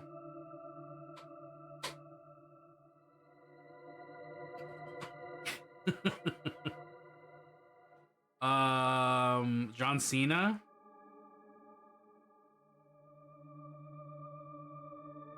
Her dad is an atheist and is like, I don't believe it, but damn, it's creepy. Oh no. Oh, I have a Sixth Sense plunst. I have a Haley Joel Oz plunst. It's Activision Blizzard. Quick, hide the breast milk. Fuck. When I was 7 years old, I told my aunt that she was gonna die in 3 days. 3 days later, she missed her train to an event by 3 minutes, and that train later derailed. She missed the train because she was too terrified to get out of bed, but my uncle convinced her I was just a dumb, creepy kid.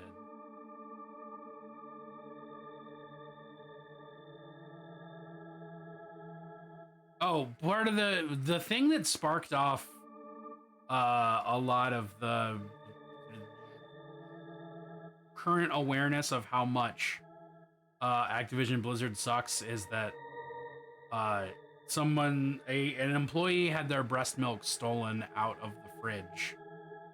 And I believe it was later confirmed that it was stolen for purposes and not like to feed to a baby. But I don't remember if that part's true or if I just decided that was the case. Oh, I do have a Jigsaw plunst.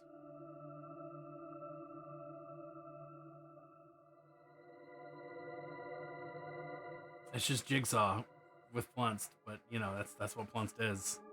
That's how we plunst in this house. What is plunst? What's this?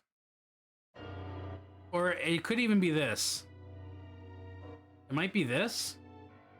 That's a good one. That's a good plunst. It's always time for plunst. It's always time for plunst. This is a plunst.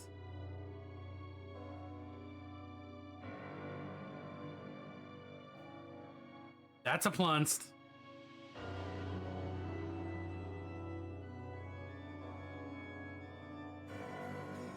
welcome to the Plunsed. Also, there is the command !Plunsed. In case you need to know how Plunsed you are, you have the power to find out in this chat. Plunsed. Sir, are you classified as human? Negative. I am a meat popsicle.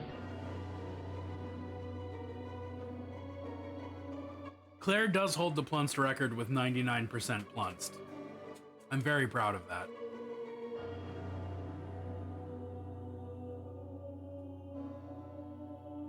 Ooh, a fresh spooky Plunsed?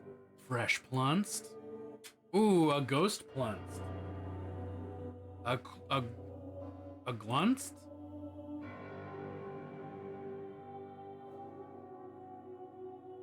Oh, see, here's the thing.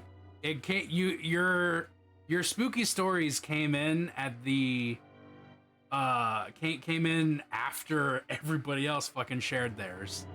Because I'm out. I have told mine. The timing is just poor.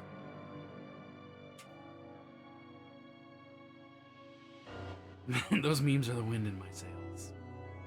But also, we're happy to have you. And honestly, if you want to keep telling stories, I'm having a good time. I can't remember how to hit the button to make share. There it is.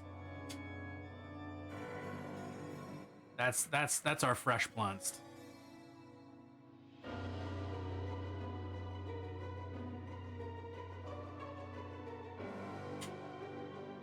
Oh, I almost hit the wrong button to deplunsed.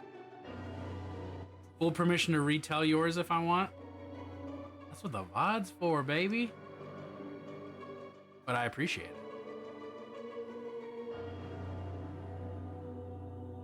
I'm trying to think if I have any that I didn't. If I have any deep cuts. The VODs. Well, yeah, they're found on Twitch. Bounce me up. Oh, there we go. That's scary to some people. To other people, it's comforting. To other people, it's arousing. Which one are you? I think I repressed all my scary stories. I said hot to others. I said arousing. Which I guess is different from hot technically, but I need to watch Dak. Doctors and clowns. Tell you about my free range teeth, but it's extreme body horror and job horror thing, so I'll pass. I mean, you've told me about your free range teeth. I still have a couple, I have a couple creepypastas that I could read to you, but like, I'm tapped out. I don't know if I have more stories. Amazing Digital Circus. Because free range teeth is weird, Moros. Teeth belong in one place, and it's the mouth. Teeth anywhere else is pretty weird.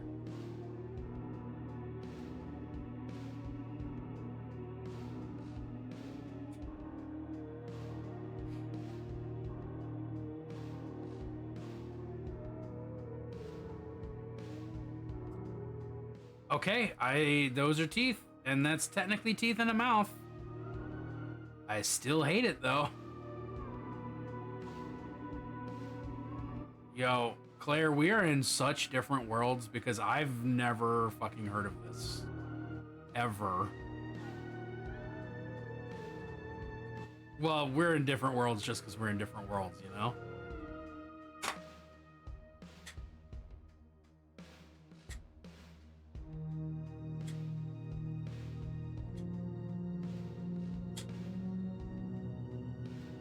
I think we might have. It's not like I have random teeth just roaming my living space. No, I hope you don't have teeth roaming. Not roaming. Teeth aren't supposed to roam. God, Happy Tree Friends was... I'm so glad that I forgot that it existed. Once in the center of the group meditation table, proceeded to walk across the floor. Oh, sorry. Let me rebrain this. Once in the center of the group meditation, a table proceeded to walk across the floor, tipping, not growing legs, and stop in front of the skeptic that had joined. And then drum music started, and no one else was in that house, and everyone could see each other. Where did the drum music come from?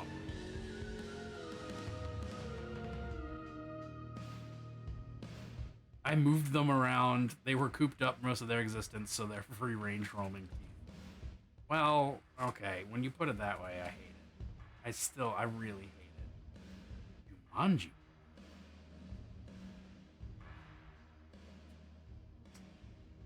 Is this the logical place to call it, having exhausted many stories? Is this the place? This feels.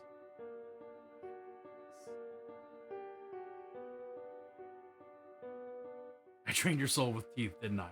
Yeah, Moros, it was you and you only. No, it's also after I usually stop streaming. Additionally. So we might call it and raid into someone. I have no idea. I don't even know who's on. I think I say that literally every Saturday.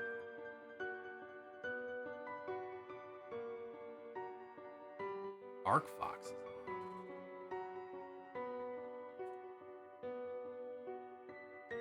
Arc Fox is on. Playing Final Fantasy 16. Do we have anybody doing spooky things? They are someone I previously rated. It's true.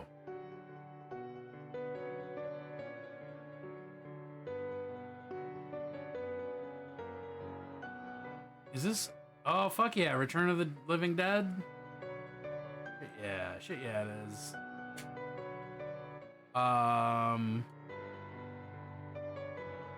Oh shit, when I was a kid, I kept hearing the same voice every night coming from the closet. The voice would always say the same thing. Now I've got you. Now I'm going to eat you. I would hide under the blankets, frozen in fear. After days of this, I finally gathered the courage to get out of bed and wait by the closet one night in anticipation. I sat quietly waiting when at least it happened. Now I've got you. Now I'm going to eat you. I fling open the door, and there sits my brother with a booger on his finger.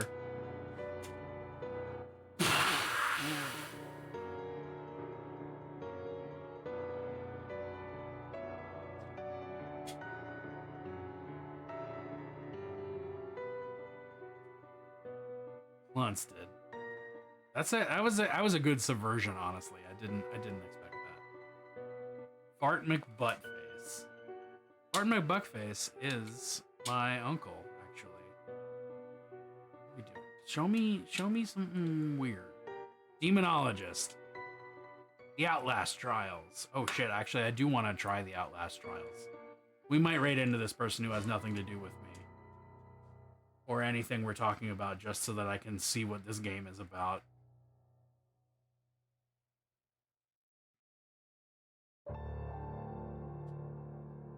It does look fun. Something weird. No, this is the Grinch tries yoga. Oh, yep. The loud. Ah! That's the sound that the Grinch makes. A couple years ago, I went to a Romani palm reader. She took my palm and immediately dropped it, telling me I didn't need her help, or rather she couldn't help me. I asked why, and she shook her head. She told me to discover who I am and then come back. And then she handed me an amulet and told me to leave. What is the amulet, Raven? You can't just say that. What's the amulet? What's the amulet? Oh, Protokorg is also playing Outlast. Fuck. I don't know who Protokorg is, but fuck yeah, Outlast in general. Yeah, share the amulet. What is the amulet? Tell me about the amulet. Tell me about the amulet. Tell me about the amulet. Get in the flask. Adrian, get in the flask.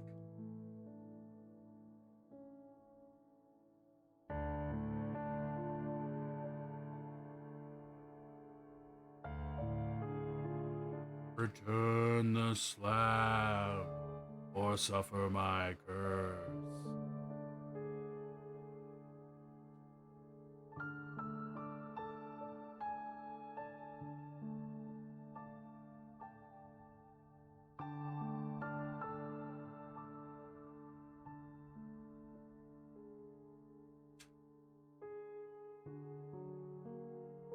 Let's go. All right, it's raid out time. We're gonna raid Pixel Jess because arbitrary. You want to know the greatest horror? It is. It is that. It is fully capitalism.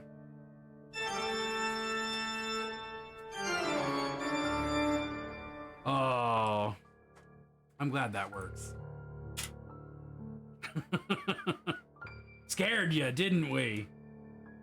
You best start believing in ghost stories. You're living in capitalism.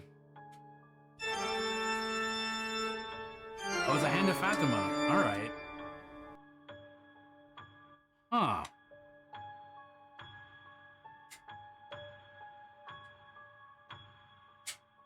What?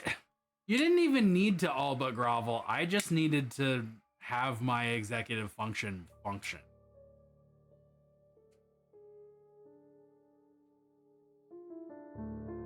That one Ed and Eddie episode? Which one? Oh, they just BRB'd. So we're not doing it. Yeah, it's every time. It is hard to function executively when we live in. Oh, yeah, that one. That was a good one. There's a timer on it so that you can't do it too often. There's a cooldown. So that even if I talk about capitalism as often as I usually talk about capitalism, it's not going to just trigger repeatedly.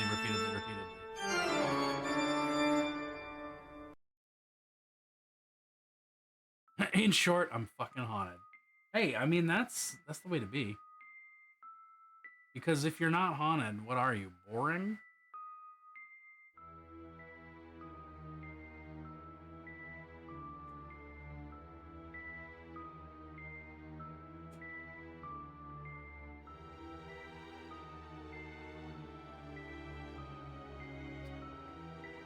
What do we choose?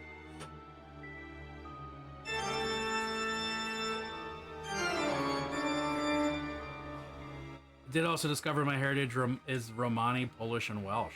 Ooh, that's a lot of good food right there.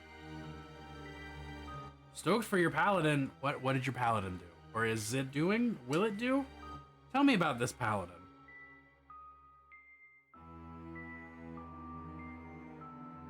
Oh, love a good close shave. Dude, pierogies are so fucking good though. I could eat pierogies until God dies.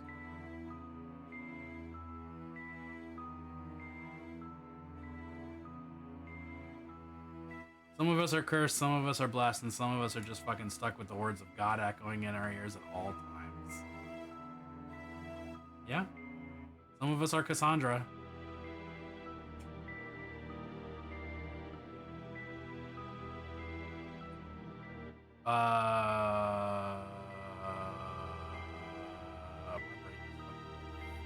Itself.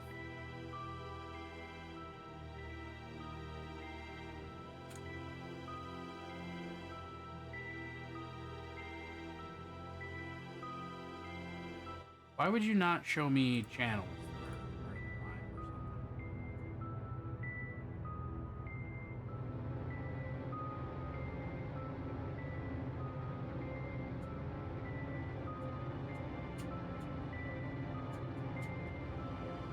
Alright, we're gonna raid this Pixel Jess person. How do I make it there? I did it. Samurai has overtaken Etu as main Baldur's Gate playthrough. Oh, fuck. No clue where mine's from. We got kicked out for piracy. Me and my Scottish fam. I'm pleased that Slacked fireballed a werewolf leader to a crisp, then broke off an ear and ate it because the werewolf threatened to eat him, so he promised he'd do the same. Perfect. Chef's kiss. The other half of Void's ancestry came from all over the British Isles, with a little bit of German thrown in.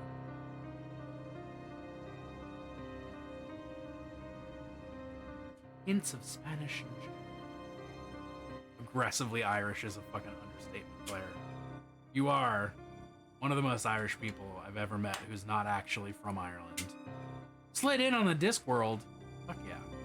Raven, it's wonderful to have you. We're gonna raid out. We're doing it. I've been talking about doing it for like a half hour now.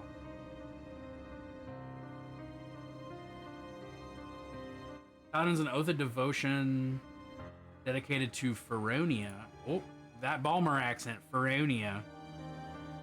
Goddess of the harvest and freed slaves. Orc, half-orc tiefling, first generation. His sire happened to his mother and his mother died in childbirth. Nobody's supposed to be having a kid with Thorns and Hoods. Less than 7... Quanta. Blood Quanta. That is a good use of Blood Quanta. Terminology. We're raiding. We're doing it. Everybody, thank you for fucking hanging out tonight. New friends, old friends, living friends, dead friends, all kinds of scary people and not scary people. Thank you so much for being here. Y'all are the best. Did I post a schedule already? I posted a schedule on my socials. Stygian the Chainbreaker and earned the name when he slew a false abbot to free kids who'd been bound in his enclave. Fuck, yes. Fuck, yes. That's a fucking tight-ass name.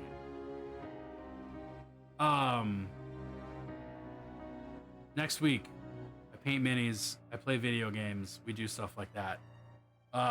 If y'all want us to have more streams that are like this, let me know. I had fun. Time flew. I did not realize what was happening. I hope everybody has a great Halloween. I'm going to be streaming on Halloween. Just kind of playing some stuff. Playing some Resident Evil 4. Because I am just dedicated to that game now. D&D character at the moment is a winged tiefling whose mother died in childbirth. He turned 16. His father took him to a frozen lake and shot him in the back. RIP. He made a pact with the Raven Queen. Fuck yeah. She gave him wings so he could leave the place behind. He traveled way south, starting his life as an adventurer. Yo, Void, it is all good. I work Halloween, but I get to game the night of. Yeah. I get to run D&D the night of Halloween. But day of Halloween, I'll be playing video games here on Twitch. I have no, just... Look, if there's something weird and it don't look good, who are you gonna call?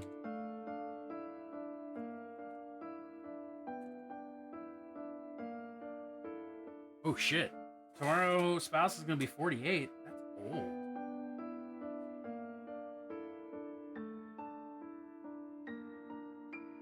Is there room on Stream Deck for a schedule button? I mean, yeah.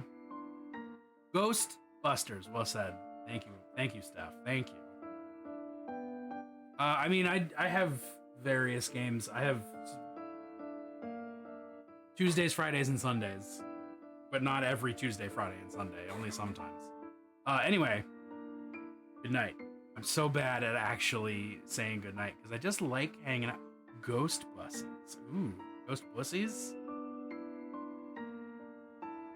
Just an overlay or whatever for closing remarks. I mean, I do have this.